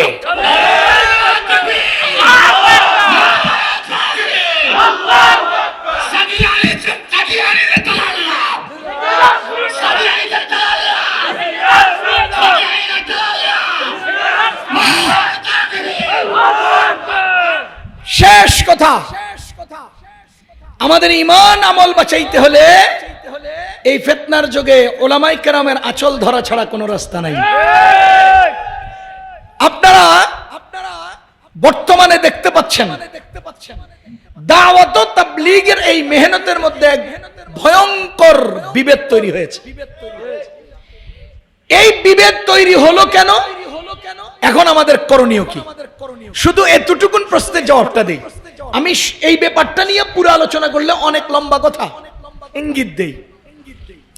বিভেদ তৈরি হয়েছে দুই কারণে, শুরা না আমির, মাসাইল না ফাজাইল। শুধু এই দুই প্রশ্নের জবাবে বিভেদ তৈরি হয়েছে। আপনারা বুঝেন, আমির না শুরা। আমির মানি একজনের কথায় চলবে, শুরা মানি 10 জনের কথায় চলবে। আপনারা বলেন কোন একটা কর্ম একজনের চিন্তায় চলা নিরাপদ না 10 জনের চিন্তায় চলা নিরাপদ? এজন্য কোরআন বলেছে ওয়া আমরুহুম শুরা বাইনাহুম। কোরআনে শুরা নামে একটা সূরাও নাযিল করছে। ওয়া আমরুহুম শুরা বাইনাহুম, তোমরা তোমাদের মাঝের কার্যক্রম পরামর্শ সাপেক্ষে পরিচালনা করো। এক হাদিসের মধ্যে আসছে, এটা বললে সংক্ষেপে বলে দেই। নবীজি বলেন ইদা কানা উমারাউকুম খিয়ারুকুম, তোমাদের সমাজের নেতারা যদি ভালোরা হয়, ওয়া আগনিয়াউকুম সামাহাউকুম, যদি তোমাদের ধনীরা দানবীর হয়, ওয়া উমুরুকুম শুরা বাইনাকুম, তোমাদের কার্যক্রম যদি পরামর্শ সাপেক্ষে হয়, ফাজহারুল আরদি খায়রুম মিন বাতনিহা, তাহলে তোমাদের জমিনের উপর নিরাপদ জমিনের নিচের থেকে, মানে তোমরা বেঁচে থাকা নিরাপদ মরে যাওয়ার চেয়ে। দ্বিতীয় নম্বর, ওয়াইদা কানা উমারাউকুম শিরারুকুম, আর যদি নষ্টরা, বখাটেরা, অথর্বরা, নিকৃষ্টরা সমাজের নেতা হয়, ওয়া আগনিয়াউকুম বুখালাউকুম, তোমাদের ধনীরা সব যদি কৃপণ হয়ে যায়, ওয়া উমুরুকুম ইলা নিসাইকুম, আর কার্যক্রম যদি হাসিনা আর খালেদার কাছে চলে যায়, মাইয়া ফলার কাছে চলে যায়, নবীজি বলেন ফাবাতানুল আরদি খায়রুম মিন যহরিহা, তখন তোমরা বেঁচে থাকার চেয়ে মরে যাওয়া ভালো। মরে যাওয়া ভালো। আমাদের এখন আলু আনবো না বেগুন আনবো, এটা বোর কাছে গেছে কেন? আমরা তো এই জামানায় বাস করতেছি। যা হোক, কার্যত দুনিয়া নিরাপদ, দুনিয়া নিরাপদ ততক্ষণ যতক্ষণ আমাদের কার্যক্রম শুরা এবং পরামর্শ সাপেক্ষে চলবে। এবার আসেন দিল্লির মাওলানা সাদ সাহেব, তাবলীগের কার্যক্রম শুরায় হবে না আমিরে হবে? উনি ঘোষণা দিলেন আমি আমির, আমার কথা মতো চলবে। এবং যারা শুরা চান, পরামর্শ সাপেক্ষে চান, তারা ওনাকে বুঝানোর চেষ্টা করছেন, উনি ঘাটতারামি করে কইছে না আমি আমির, নিজেরে নিজে আমির দাবি করছে। আরে ভাই, আমি আপনারা আমির না মানলে আপনি কি আমির হইলে কি হয়ে যাবেন নাকি? হ্যাঁ, এটা তো হলো ক্ষমতার লোভ। কি বলেন, এটা তো কিসের লোভ? ক্ষমতার লোভ। তো আমির হওয়ার সূত্র ধরে উনি চেয়ার দখল করছেন। তো শুরার সূত্রে পরিচালনা যারা করতে চান তারা ওনাকে ছেড়ে চলে আসছে। গন্ডগোল তৈরি হয়েছে কিনা? 2 নম্বর, তাবলীগের উসুলের মধ্যে মাসাইল বলার অনুমতি নেই, ফাজাইল বলতে হবে, মাসাইল বলা যাবে না। কি বলতে হবে? ফাজাইল। মুফতি সাইদ আহমদ পালনপুরি রাহিমাহুল্লাহ আমাদের উস্তাদে মুহতারাম, আমি তিরমিজি শরীফ এবং তহাবি শরীফ হুজুরের কাছে পড়েছি। মুফতি সাইদ আহমদ পালনপুরি সাহেব রহমতুল্লাহ আলাইহি একজন জিজ্ঞেস করেছেন, হুজুর তাবলীগে মাসাইল বলা হয় না কেন, মাসাইল বলতে দেওয়া হয় না কেন? তো উনি বললেন যে তাবলীগে বিভেদ চাও না বিভেদ মুক্ত তাবলীগ চাও? তো বলে যে বিভেদ মুক্ত তাবলিগ চাই। দ্বিতীয় নম্বর জিজ্ঞেস করলেন, তাবলিগ কি শুধু এক মাযহাবে হোক চাও, না সব মাযহাবে করুক চাও? সব মাযহাবে করুক চাই। এবার বলে হুজুর বললেন, এবার শুনো, যদি তাবলিগের মধ্যে শাফিঈ, হাম্বলি, মালিকি, হানাফি সবাই একসাথে যদি কাজ পরিচালনা করে, সবাই যদি তাবলিগের কার্যক্রম চালাইতে যায়, তো এক জামাতের মধ্যে হানাফিও আছে, শাফিঈও আছে। ঘটনার চক্রে আমির হয়ে গেছে শাফিঈ, মুতাকাল্লিম হয়ে গেছে হানাফি, অথবা আমির হয়েছে হানাফি, মুতাকাল্লিম হয়েছে শাফিঈ। এবার বর্ণনা করতে যাওয়ার সময় যদি মাসাইল বলা শুরু করে, ইখতিলাফ আসবে কিনা? বলেন ইখতিলাফ হবে কিনা? তো ইখতিলাফ যখন তৈরি হবে, তো প্রত্যেকটা গোত্রে গোত্রে, প্রত্যেকটা এলাকায় এলাকায়, প্রত্যেকটা মসজিদে মসজিদে, প্রত্যেকটা তাশকিলে তাশকিলে গন্ডগোল হবে। এজন্য তাবলিগের মধ্যে উসুল হলো কি, মাসাইল বলবা না, বরঞ্চ ফাজাইল বলবা। ফাজাইলের দ্বারা কি তৈরি হবে? মানুষের অন্তরে মাসাইলের পিপাসা তৈরি হবে, মানুষের অন্তরে মাসাইলের শৌক আর যৌক তৈরি হবে। তখন তারা অন্তরের পিপাসা তাদের নিজস্ব মাযহাবের আলেমদের কাছ থেকে নিবারণ করবে। এখন মাওলানা সাদ সাহেব কি করছেন? মাসাইল বলা, কোরআন পড়াইয়া পয়সা খাওয়া বেশ্যা নারীর শরীর বিক্রির পয়সার সমান। এই যে কথাটা বইলে পেছলা লাগাই দিল, কথা বুঝতেছেন? উনি মাসআলায় গন্ডগোল কোনটায় করছেন? মূল গন্ডগোল হলো যেখানে ফাজাইল বলার কথা, সেখানে উনি মাসাইল বলতে শুরু করেছেন। মাসাইল বলতে গিয়ে উনি আকায়েদের উপর আক্রমণ দিয়েছেন, মাসাইল বলতে গিয়ে উনি আমালের উপর আক্রমণ দিয়েছেন। তখন আমাদের বিজ্ঞ উলামায়ে কেরাম কি করেছেন? ওনাকে শুধরানোর চেষ্টা করেছেন। দেওবন্দ কি করেছে? ওনাকে শুদ্ধ করার চেষ্টা করেছে। সাহারানপুর কি করেছেন? ওনাকে শুদ্ধ করার চেষ্টা করেছেন। তাবলিগের মুরব্বীরা চাইছেন, ওনাকে শুদ্ধ করার চেষ্টা করেছেন। উনি না ঘাউরা, উনি গাত্রামি করে আপন জায়গায় বসে আছেন। এবার কি হলো? উলামায়ে কেরামের দায়িত্ব হয়ে গেল সারা দুনিয়াকে জানিয়ে দেওয়া, এই মাওলানা সাদ গন্ডগোল, ওনার দিকে ছুটবা না, আসো আমরা তাবলিগকে সূরার ভিত্তিতে পরিচালনা করি। আল্লামা আহমদ শফী সাহেব সহ দেশের বিজ্ঞ উলামায়ে কেরাম বাংলাদেশে ওজাহাতে জোর করেছেন। কেন করেছেন জানেন? পৃথিবীর অন্য কোন দেশে এত বড় জোরের দরকার ছিল না, কারণ পৃথিবীর অন্য কোন দেশে তাবলিগের নিসবতে ইজতেমা হয় না। পৃথিবীর একমাত্র বাংলাদেশে তাবলিগের নিসবতে ইজতেমা হয়। সুতরাং যেখানে ইজতেমা, সেখানেই সারা দুনিয়ার আকর্ষণ। এজন্য বাংলাদেশকে বেশি পরিমাণে সতর্ক করার দরকার ছিল, আমাদের আলেমগণ সেটা করেছে। এবার সাদ সাহেবের অনুসারীদের মধ্য থেকে দুটো ইশকাল আসছে, দুটো প্রশ্ন, খেয়াল করেন। এক নম্বর প্রশ্ন হলো, আলেমরা তাবলিগে হাত দিলেন কেন? কথা বুঝেন? এক নম্বর কি, আলেমরা তাবলিগে হাত দিলেন কেন? আমি আপনাদেরকে জিজ্ঞেস করি, আলেমরা তাবলিগে হাত দিয়েছেন না আলেমদের হাতের উপর তাবলিগ জন্ম নিয়েছে? তা হাত দিলেন কোত্থেকে? জন্মই তো আলেমদের হাতের উপর। কথা কন, আলেমরা হাত দিয়েছেন না আলেমদের হাতের উপর তাবলিগের জন্ম? এবার আপনি ইনসাফের সাথে বলেন, তাবলিগ এর মালিক কে? আলেমরা। তাবলিগের মালিক কারা? আলেমরা। এবার আপনাদেরকে আমি বলি, আলেমরা হাত দিলেন কেন? আপনাদের বাড়িতে আম গাছ, জাম গাছ, কলা গাছ, গাব গাছ, এই জাতীয় ফল গাছে মাঝে মধ্যে বাদুর আসে কিনা? দিনে না রাত্রে? অনুমতি নিয়ে না চুরি কইরা? এবার আপনারা বলেন, গাছে বাদুর ধরলো, গাছের মালিক চুপচাপ তামাশা দেখে না? তিন পদ্ধতির কোন পদ্ধতিতে বাদুর তাড়ায়? এক নম্বর পদ্ধতি গাছে ঝাঁকুনি দেয়, দুই নম্বর পদ্ধতি ঢিলাইয়া দূর করে, তিন নম্বর পদ্ধতি ড্রামের ভিতরে ডান্ডা লাগাইয়া দূরের রশি থেকে টান দেয়, টাস আওয়াজ করে, যে কোনো ভাবে বাদুর তাড়ায়। তাহলে মালিকের কাজ কি তাকায়া দেখা না বাদুর তাড়ানো? এবার বলেন, তাবলিগের মালিক কে? উলামায়ে কেরাম বলেন, তাবলিগের মালিক কে? ওরে মুসলমান, ইঞ্জিনিয়ার ওয়াসিফদের মতো খায়েনরা তাবলিগের মধ্যে বাদুরের মতো খাওয়া শুরু করছে। এজন্য আলেমরা গাছ ধরে ঝাঁকুনি দিছে, বাদুর তাড়ানোর ঝাঁকুনি দিছে। বলেন, বাদুর তাড়ানোর ঝাঁকুনি দিয়েছে। আলেমরা গাছে হাত দেন নাই, তোগো মতো বাদুররা রাতের অন্ধকারে চুরি কইরা তাবলিগের কোটি টাকা খেয়ানত করতেছস, এর লিগে আলেমরা ঝাঁকুনি দিছে।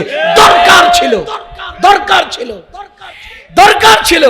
এখন এই ঝাঁকুনিতে, যে কোনো ঝাঁকুনিতে কিছু ভালো কিছু মন্দ ঝরে যায়, কিছু ভালো ফল ঝরবে না? বাদুর তো তাড়াবে, ডাইল তো ভাঙবে, পাতাও ঝরবে, ফলও পড়বে। এই যে শেখ হাসিনারে তাড়াইলো, ভাগাইলো, আমরা ভাগাইলাম।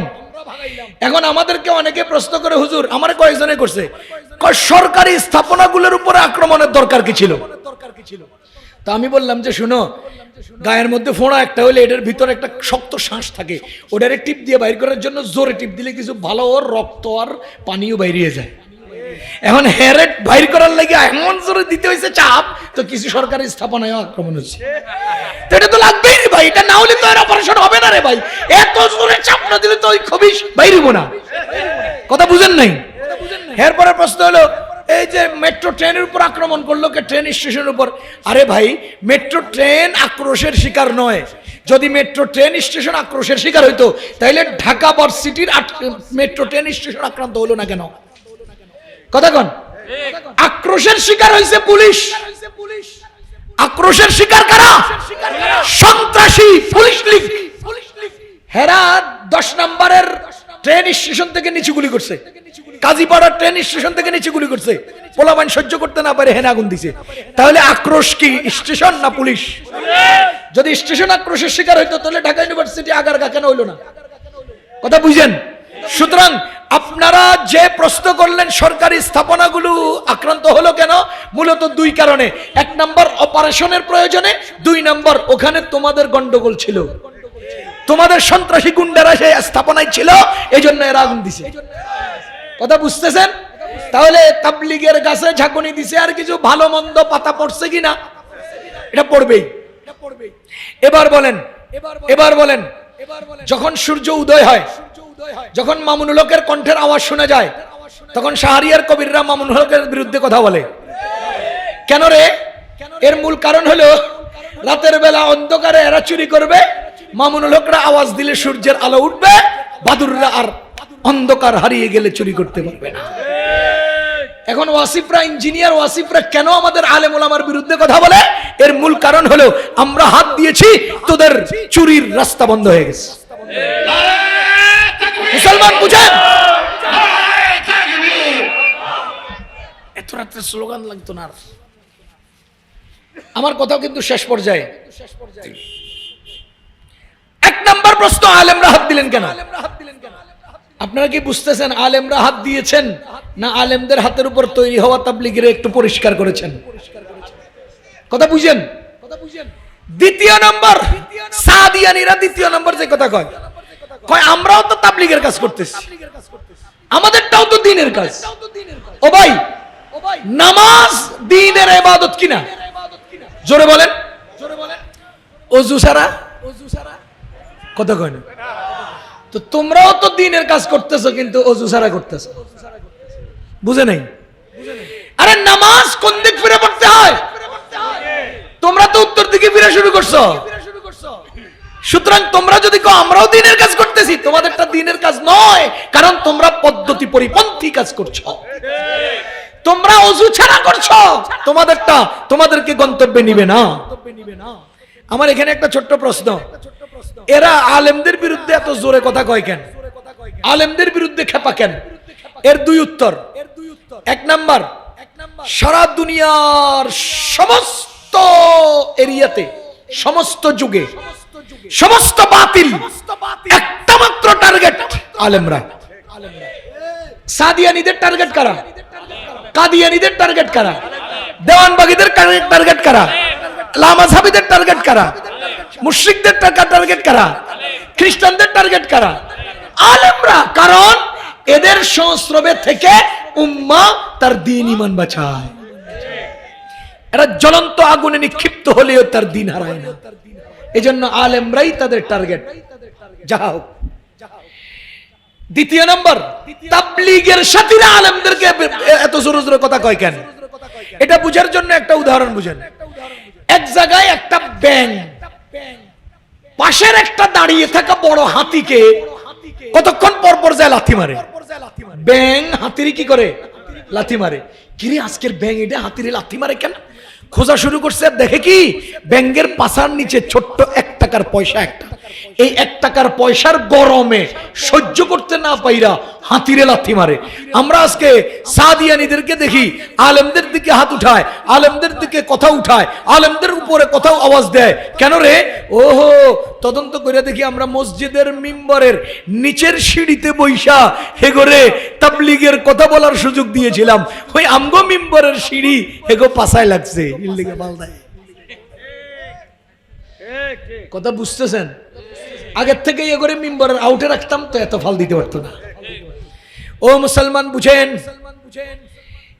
সাদিয়ানি সাদ সাহেব কেন্দ্রিক সমস্যা নয়, বর্তমান সাদিয়ানি সাদ সাহেব কেন্দ্রিক সমস্যা নয়, এই সমস্যা এখন ইসরায়েল এবং ইন্ডিয়া কেন্দ্রিক। সাদিয়ানি সমস্যা সাদ কেন্দ্রিক না ইসরায়েল আর ইন্ডিয়া কেন্দ্রিক? কথা বুঝছেন? যে কথা বলবো এই কথার পক্ষে অঙ্ক কইরা বুঝিয়ে দেব, দলিল দিয়ে বুঝিয়ে দেব। বলেন তো সাদিয়ানিদের সমস্যাটা, গন্ডগোলটা, উশৃঙ্খলতা, পাওয়ার প্রদর্শন, হিংস্রতা, আক্রমণ, এটা কি শুধু সাদ সাহেব কেন্দ্রিক না ইসরায়েল আর ইন্ডিয়া কেন্দ্রিক? জোরে কোন? ইসরায়েল ইন্ডিয়া সারা দুনিয়ার মুসলমানদের প্রধান শত্রু। কোরআনে কারীমে আল্লাহ তাআলা বলেন, লাতাজিদান্না শাদ্দান নাসি আদাওয়াতাল লিল্লাযিনা আমানুল ইয়াহুদা ওয়াল্লাযিনা আশরাকু। ঈমানদারদের প্রধান শত্রু হলো ইহুদি এবং মুশরিক, ইসরায়েল আর ইন্ডিয়া। কে বলেছেন? এই দুই গ্রুপকে তোমরা বন্ধু মনে করলেও তারা তোমাদেরকে বন্ধু মনে করবে না। আল্লাহ বলেন, লা তাত্তাখিযুল ইয়াহুদা ওয়ান নাসারা আউলিয়া। ইহুদি খ্রিস্টানদেরকে বন্ধু বানায়ো না। আল্লাহ বলেন, তোমরা ইহুদি খ্রিস্টানদেরকে, মুসলমানদেরকে, কাফেরদেরকে বন্ধু বানায়া সম্মান চাও। কোরআনে কারীম আল্লাহ সূরা নিসা বলেন, আল্লাযীনা ইয়াত্তাখিযুনাল কাফিরিনা মিন দুন ইয়াত্তাখিযুনাল কাফিরিনা আউলিয়া মিন দুনিল মুমিনিন। যারা কাফেরদেরকে ওলি বানাইছে, কাফেরদেরকে বন্ধু বানিয়েছে মুমিনদেরকে বাদ দিয়া। কেন? সম্মান পাওয়ার জন্য। আল্লাহ বলেন, আয়াবতাগুনা ইনদাহুমুল ইজ্জা। আরে ইন্ডিয়ার কাছে ইজ্জত চাও, ইহুদিদের কাছে ইজ্জত চাও। ফাইনাল ইজ্জাতা লিল্লাহি জামিআ। নিশ্চয় সব ইজ্জতের মালিক আল্লাহ, ইজ্জতের রব। সূরা ওয়াসফাতে আল্লাহ বলেছেন, সুবহানা রাব্বিকা রাব্বিল ইজ্জা। ইজ্জতের রব হলেন আল্লাহ। ইজ্জত দান করেন কে? সূরা আলে ইমরান আল্লাহ বলেন, তুইজ্জু মান তাশা ওয়া তুযিল্লু মান তাশা বিয়াদিকাল খাইর। ইজ্জত দেন কে? সুতরাং তোমরা ইন্ডিয়ার বলয়ে থাইকা বাংলাদেশে ইজ্জতের ওয়ালা হইতে চাইছো, আর পাবলিকে তোমাদেরকে নৌকার উপরে উঠাইয়া থাপড়াইয়া 65 লাখ টাকা নিয়া কলাপাতা শোয়া দিছে। তোমরা আলেমদেরকে সরকারি বানানো হ্যান্ডকাপ লাগাইয়া জেলখানায় পাঠাইছো, আর তোমরা আনিসুলকে সালমানে রহমানরা লুঙ্গি পইরা পালাইতে গেলে জনগণ ছাগলের রশি দিয়া বান্ধিয়া ফেলাইছে। ইজ্জত কার হাতে? তোমরা পালানোর জায়গা না পাইয়া হিন্দুদের আঁচল তলে আর দুতির তলে আশ্রয় নিয়েছো। হিন্দুদেরকে হাজার হাজার টন ইলিশ মাছ খাওয়াইয়া তাদের কাছ থেকে সম্মান চাইছো। আমার আল্লাহ কোরআনে বহু আগে বলে দিয়েছেন, লাউ আনফাকতা মা ফিল আরদি জামিআন মা আল্লাফতা বাইনা কুলুবিহিম। দুনিয়া পুরোটা খাওয়াইলেও তাকে মন পাইতা না। সুতরাং বলেন তো মুসলমানদের প্রধান শত্রু কারা? ইহুদি আর মুশরিক। বলেন, ইহুদি আর মুশরিক। সুতরাং আমাদের দেশকে নিয়ে অস্থিতিশীল পরিবেশ তৈরি করা, আলেম ওলামার বিরুদ্ধাচরণ করা, দেশে একটা গন্ডগোল তৈরি করা, ইজতেমা কেন্দ্রিক সমস্যার সৃষ্টি করা, এগুলো সব এখন আর সাদ কেন্দ্রিক নয়, সাদিয়ানি কেন্দ্রিক নয়, এগুলো ইসরায়েল কেন্দ্রিক হয়ে গেছে। মুসলমান কোরআন নাজিলের যুগে ইহুদিরা মুসলমানদেরকে বিভেদ তৈরি করার জন্য মসজিদ বানিয়েছিল। আল্লাহ বলেন, ওয়াল্লাযীনা ইত্তাখাযু মাসজিদান দিরারা ওয়া কুফরান ওয়া তাফরীকাম বাইনাল মুমিনিন। যারা মসজিদে দিরার বানিয়েছিল মুসলমানদের মধ্যে বিভেদ তৈরি করার জন্য, আজকে লা মাযহাবী মসজিদ মুসলমানদের মধ্যে বিভেদ তৈরি করার জন্য, আজকে ইতাআতি সাদিয়ানি মসজিদ মুসলমানদের মধ্যে বিভেদ তৈরি করার জন্য, আজকে কাদিয়ানি মসজিদ মুসলমানদের মধ্যে বিভেদ তৈরি করার জন্য। খোদার কসম, যারা এই জাতীয় সাম্প্রদায়িক মসজিদ তৈরি করে, তাদের মসজিদ মসজিদে কুবা নয়, তাদের মসজিদ মসজিদে দিরার। এই মসজিদগুলো বানানো হয়েছিল কেন? ইহুদিদের মাধ্যমে মুসলমানদের মাঝে বিভেদ তৈরি করার জন্য। সুতরাং আজকের মুসলমানদের মাঝে বাংলাদেশের পরিস্থিতিতে ইহুদি এবং হিন্দুদের সহযোগিতায় বাংলাদেশের ইজতেমা নিয়ে ষড়যন্ত্র করে সাদিয়ানিরা এই দেশে অস্থিতিশীল পরিবেশ তৈরি করেছে, করছে, আরো করার চেষ্টা করবে। এগুলো কোত্থেকে? ইসরায়েল এবং ইন্ডিয়া থেকে। এর প্রমাণ স্বরূপ আমি আপনাদের সামনে পত্রিকা এনেছি। 2018 সালে বাংলাদেশে 1 ডিসেম্বর ইজতেমার ময়দানে মানুষ মেরে রক্তাক্ত করেছিল সাদিয়ানিরা, সন্ত্রাসীরা। কথা কন। 2024 সালের ডিসেম্বরের 17 তারিখ দিবাগত রাত্রে আবারও সেই ঘুমন্ত নিরীহ তাহাজ্জুদরত মুসলমানদের উপরে আক্রমণ করে তারা ইজতেমার ময়দানকে রক্তাক্ত করেছে। 2024 সালের 17 ডিসেম্বরে টঙ্গীর ইজতেমার ময়দান আক্রান্ত হয়। 2024 সালের 19 ডিসেম্বর বাংলাদেশ জাতীয় পত্রিকা নয়া দিগন্তে এক চমৎকার রিপোর্ট সাজায়, রিপোর্ট প্রকাশিত হয়। সেই নিউজ, সেই রিপোর্টটা আমি আপনাদের সামনে অল্প গদ্দুর শুনাইলেই বুঝবেন ঘটনা কাহা সে আয়া, লাথি পিছে সে আ রাহা হয়। লিখছে প্রথম পৃষ্ঠার আলোচনা, প্রতিবেশী দেশে বসে ইস্তেমায় নাশকতার পরিকল্পনা। প্রতিবেশী দেশে বসে ইস্তেমায় নাশকতার পরিকল্পনা। নয়া দিগন্ত, বলেন পত্রিকার নাম বলেন। নয়া দিগন্ত কোন তারিখের? থাক, কোন তারিখ? 19 ডিসেম্বর। দেখেন কি লিখতেছে, গোয়েন্দা সূত্র জানায় 2024 সাল থেকেই চক্রটি বিশ্ব ইস্তেমা ঘিরে পরিকল্পনা করে আসছে। তাবলিগ জামাতের মধ্যে বিভক্তি তৈরি করে তাদের সংঘাতের মুখোমুখি করা হয়। আর এই চক্রের সাথে জড়িত ব্যবসায়ী ও চলচ্চিত্র পরিচালক, প্রযোজক ও নায়ক অনন্ত M A Jalil O Mufti Osama, এর সাথে সবুজ নামেও একজনের জড়িত থাকার প্রমাণ পেয়েছে গোয়েন্দারা। এই সূত্র জানায় মুফতি উসামা ও সবুজের সাথে ইসরায়েলের জাতীয় গোয়েন্দা সংস্থা মোসাদ প্রদানের সম্পর্ক রয়েছে। তারা একাধিকবার দেখাও করেছেন বলে এই সূত্র জানায়। গোয়েন্দা সূত্রে জানা গেছে পতিত আওয়ামী লীগ সরকারের আমলে 2016 সালে অনন্ত এম এ জলিল এবং মুফতি উসামা ইসরায়েল সফর করেন। তারা দেশে আসার পর ওই সময় গোয়েন্দা তথ্যের ভিত্তিতে আইন শৃঙ্খলা রক্ষাকারী বাহিনী একাধিকবার তাদের গ্রেফতার করতে চাইলেও পার্শ্ববর্তী রাষ্ট্রের গোয়েন্দা সংস্থার বাধায় তা সম্ভব হয়নি। তৎকালীন স্বরাষ্ট্রমন্ত্রী আসাদুজ্জামান খান কামালের সাথে সাতপন্থীদের শীর্ষস্থানীয় মুরব্বী ইঞ্জিনিয়ার ওয়াসিফুল ইসলাম আতাত করেন। গোয়েন্দা তথ্যে ভয়ঙ্কর পরিকল্পনা ফাঁস হওয়ার পরও আওয়ামী লীগ সরকার উচ্চ পর্যায়ের নেতাকর্মী ও গোয়েন্দা এবং প্রতিবেশী রাষ্ট্রের গোয়েন্দা সংস্থা তাদের গ্রেফতার করতে দেয়নি। এরপরও এই অনন্ত জলিল ও মুফতি উসামা একাধিকবার ইসরায়েল গিয়ে নাশকতার ছক তৈরি করেন বলেও জানতে পেরেছে গোয়েন্দারা। বর্তমানে যে সংঘাত, সহিংসতা এবং রক্তক্ষয়ী সংঘর্ষের পর হতাহতের ঘটনা ঘটেছে তা ইসরায়েল ও প্রতিবেশী রাষ্ট্রে বসেই পরিকল্পনা করা হচ্ছে। কি বুঝলেন? কি বুঝলেন? এই সমস্যা এখন আর সাদ কেন্দ্রিক না ইসরায়েল ইন্ডিয়া কেন্দ্রিক হয়ে গেছে। 2013 সালে আল্লামা আহমদ শফি সাহেবের ডাকে হেফাজতে ইসলামের অবরোধের ঘটনায় যারা রাতারাতি জুব্বার টুপি লাগাইয়া শাপলা চত্বরকে কলঙ্কিত করেছে, শাপলা চত্বরে অতর্কিত হামলা করে মানুষ হত্যা করেছে, সেই আওয়ামী লীগের গুন্ডারা বিশ্ব ইস্তেমার ময়দানকে রঞ্জিত করেছে। ইন্ডিয়াতে বৈশা তারা এখানে চট করে ঢুকতে চেষ্টা করে। আরে বেটি, সারা বাংলাদেশ তোদের ক্ষমতা, তো করে পাবলিকে থাপড়াইয়া বের করে দিল, তুই হঠাৎ করে চট করে ঢুকবি, মানুষ কনিলে বের হয়েছে। মাঝে মধ্যে আওয়ামী লীগের নেতারা ভাল দেয়, কি কন হেগো 300 আসনের এমপিরা ফলায় আর হেডি সামসাডিও না ভাল দেয়। কিরে বেটা, একজনে কহ হুজুর এখনো তো ফাল দেয়। আমি বললাম যে ফ্যানের সুইচ অফ করার পরে কতক্ষণ ঘুরে, এই ঘুরার অর্থ কি নতুন করে চলে উঠবে? হ্যাঁ, এখন দেখতেছি আওয়ামী লীগের চেয়েও বিএনপি আরো মাথা খারাপ হয়ে গেছে, এটা দিয়ে আরো বেশি চান্দাবাজি শুরু করছে। আমরা ওয়াজ করতে গেলে আমাকে মাইকটা নিলে জায়গা, এরই আর কি আশ্চর্য। মসজিদে বয়ান করতে গেলে হ্যাঁ আম করে হুমকি দেয়, ও ভাই চান্দাবাজি ছাড়েন। 5 আগস্টের পরে বাংলাদেশ 2টা শক্তি অর্জন করেছে। বলেন 5 আগস্টের পরে বাংলাদেশ কয়টা শক্তি অর্জন করেছে?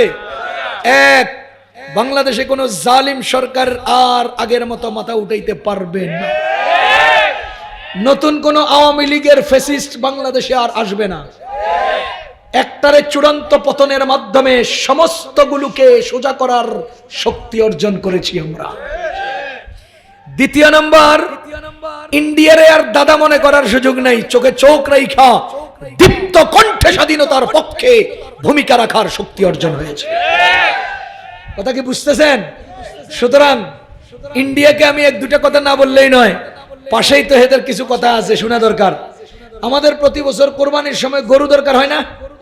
বলেন না, গরু দরকার হয় না? কোরবানির কয়দিন আগে গরু কিনেন? কয় না, 3 দিন 4 দিন 1 সপ্তাহ, তো সারা বছর কিনেন না কেন? আল্লাহ তাআলা আমাদের কোরবানির সময় গরুর সাপ্লাইয়ের জন্য পশ্চিম দিকে পাকিস্তান আর বাংলাদেশ, এই 2 মুসলিম দেশের লক্ষ লক্ষ গরুর প্রয়োজন পূরণের জন্য 2 দেশের মাঝখানে বিশাল বড় গোয়ালঘর বানায় দিছে। এটা কি আমগো গরু পালার জায়গা? বলেন, এটি আমগো গরু পালার, তাহলে ইন্ডিয়া আমগো গরু পালার জায়গা। কথা বুঝেন? আমরা যেটি ঘৃণা করে খাই না শুয়োর, হেডিরে হেরা মজা করে খায়, হেডি জাগরে মা মনে কইরা সম্মান দিয়ে খায় না, হেডি আমরা মজা করে খাই। হেরা বলে আমাদের দেশ গিলে ফেলবে। ও ইন্ডিয়া, তোমরা যে প্রাণীর মুত খাও, আমরা এই প্রাণীর হাড্ডি শুদ্ধ সবাই খাই, আমাদের গিলে ফেলবা। কথা কন, হেরা যে প্রাণীর মুত খাইয়া সন্তুষ্ট, আমরা এই প্রাণীর মুত না হাড্ডির ভিতরের মগজ সহ চুষে খাই। কথা কন। সুতরাং আমগো দিকে চোখ উঠাইবা না। বাংলাদেশে তোমগো কিচ্ছু নেই। ইন্ডিয়াতে আমগো লাল কেল্লা আছে, কুতুব মিনার আছে, তাজমহল আছে, দিল্লির জামে মসজিদ আছে, কুতুব চার মিনার আছে, আরো হাজার হাজার স্থাপনায় প্রমাণ করে ইন্ডিয়াতে আমাদের সবকিছু আছে। তোমরা বাংলাদেশের দিকে আঙ্গুল উঠাইবা, আমরা লাল কেল্লায় নতুন কালিমার পতাকা উড়াবো। আমরা আমগোটা নিয়ে নেব। কথা কন। সূরা বাকারার 114 নম্বর আয়াতের অনুবাদটা বলে কথা শেষ করছি। সূরা বাকারার 114 নম্বর আয়াতে আল্লাহ বলেন, ওয়ামান আযলামু মিম্মান মানাআ মাসাজিদাল্লাহি আন ইযকারা ফিহা ইসমুহু ওয়া সাআ ফি খারাবিহা। তার চেয়ে বড় জালিম আর কে আছে যে আল্লাহর ঘর মসজিদে আল্লাহর জিকির হওয়া থেকে বারণ করে এবং আল্লাহর ঘর মসজিদ ভেঙে সেখানে মন্দির বানায়। খোদার কসম, বর্তমান পৃথিবীতে সবচেয়ে বড় সন্ত্রাসী মুদি তার অনুসারীরা। এবার বলেন তাদের পরিণতি কি? কোরআনে কি বলে? লাহুম ফিদ দুনিয়া খিজিয়ুন ওয়া লাহুম ফিল আখিরাতি আযাবুন আযীম। আয়াতে বলছে তাদের জন্য রয়েছে লাঞ্ছনাদায়ক আযাব, লাঞ্ছনাদায়ক আযাব, লাঞ্ছনাদায়ক আযাব। আল্লাহর আয়াতের উপর ভরসা করে, আল্লাহর কুদরতের কসম করে বলছি, ভারত আমাদের মসজিদগুলোকে যত খণ্ড করেছে, তাদের দেশ তার চেয়ে বেশি খণ্ড হবে। হাসিনার চেয়েও ভয়ঙ্কর লাঞ্ছনা মুদির জন্য অপেক্ষা করছে। কে বলেছে? কোরআন বলেছে, আল্লাহ বলেছেন। কোরআন বলেছে, আল্লাহ বলেছেন, লাহুম ফিদ দুনিয়া খিজিয়ুন, তাদের জন্য রয়েছে লাঞ্ছনা, লাঞ্ছনা, অপদস্থতা, অপমান। কথা বুঝতেছেন? সুতরাং আমন্ত্রণ জানাই, আমাদের কোরআনের উপরে কোনো সত্য নাই, সোজা হয়ে যাও। আমন্ত্রণ জানাই আপনাদেরকে, সময় ফিতনার, ফিতনার জোয়ার, ফিতনার স্রোত, ফিতনার কুয়াশা। ঈমান আমল বাঁচাইতে হবে। কোরআন হাদিস যারা বুঝেন সেই আলেমদেরকে নিজের সঙ্গী বানাতে হবে। সমস্ত অপরাধীদের মধ্যে দুটো গ্রুপ আছে। সমস্ত অপরাধীদের মধ্যে কটা গ্রুপ? দুইটা। এক নাম্বার লিডার, বলেন এক নাম্বার। দুই নাম্বার চামচা। এক নাম্বার, দুই নাম্বার চামচা। বলে আপনি এই দুই গ্রুপ পাইলেন কই? কোরআন শরীফে সূরা ইব্রাহিমে পাইছি। আল্লাহ তাআলা বলেন, ওয়া বারাসুলিল্লাহি জামিআন ফাকালাদ দুআফাউ লিল্লাযিনা ইসতাকবারু। তখন চামচারা লিডারদেরকে বলবে, ওয়া বারাসুলিল্লাহি জামিআন, সব মানুষদেরকে যখন কিয়ামতের ময়দানে জমা করা হবে, তখন ফাকালাদ দুআফাউ, দুআফা মানে এখানে চামচা, অনুসারী, হ্যাঁ, যারা ললিপপ খাইয়া খাইয়া পিছনে পিছনে ছুটে, যারা সিংহার সবুচার কথা শুই না ইস্তেমার মাঠে এসে মানুষ মারে, এটি হলো চামচা। বলেন এটি কি? চামচা। ফাকালাদ দুআফাউ, দুর্বলরা বলবে, কি বলবে? ইন্না কুন্না লাকুম তাবআ, তোমগো ললিপপের পিছনে ছুটে ছুটে আমরা তোমাদেরকে অনুসরণ করেছি। ইন্না কুন্না লাকুম তাবআ, আমরা তোমাদেরকে অনুসরণ করেছি। ফাহাল আনতুম মুগনুনা আন্না মিন আযাবিল্লাহি মিন শাই। আজকে যে আল্লাহ পিটানি দিছে, দুই একটা পিটানি আমগো তো একটু কমায় দাও না, আমরা তোমাকে অনুসরণ করে এই তো বিপদে পড়ছি, তো দুই চারটা একটু কমাও না। কি করলে? ইন্না কুন্না লাকুম তাবআ ফাহাল আনতুম মুগনুনা আন্না মিন আযাবিল্লাহি মিন শাই। আল্লাহর যে আযাব, আযাব থেকে কি সামান্য কিছু আমাদের থেকে কমাইতে পারো না? ক্বালু লাউ হাদানাল্লাহু লাহাদাইনাকুম। এরা কইব আমগো লুঙ্গি থাকলে না তো করে লুঙ্গি দিতাম। কথা কি বুঝতেছেন? আমগো পিঠে চামড়া নাই, তোকে চামড়া বাঁচাইবার সবাই কই। ক্বালু লাউ হাদানাল্লাহু লাহাদাইনাকুম। আরে আমগো নিজের খবর নাই বেটা, নিজে বাঁচতে পারি না, তোর খবর নিবার টাইম কই? কথা কন। আজকে ওই চামচারা কই? ললিপপ ওয়ালারা, তোর দাদা রাতে পলায় গেছে, কই ভাতের চাউল নাই, কারে বাপ ডাকস?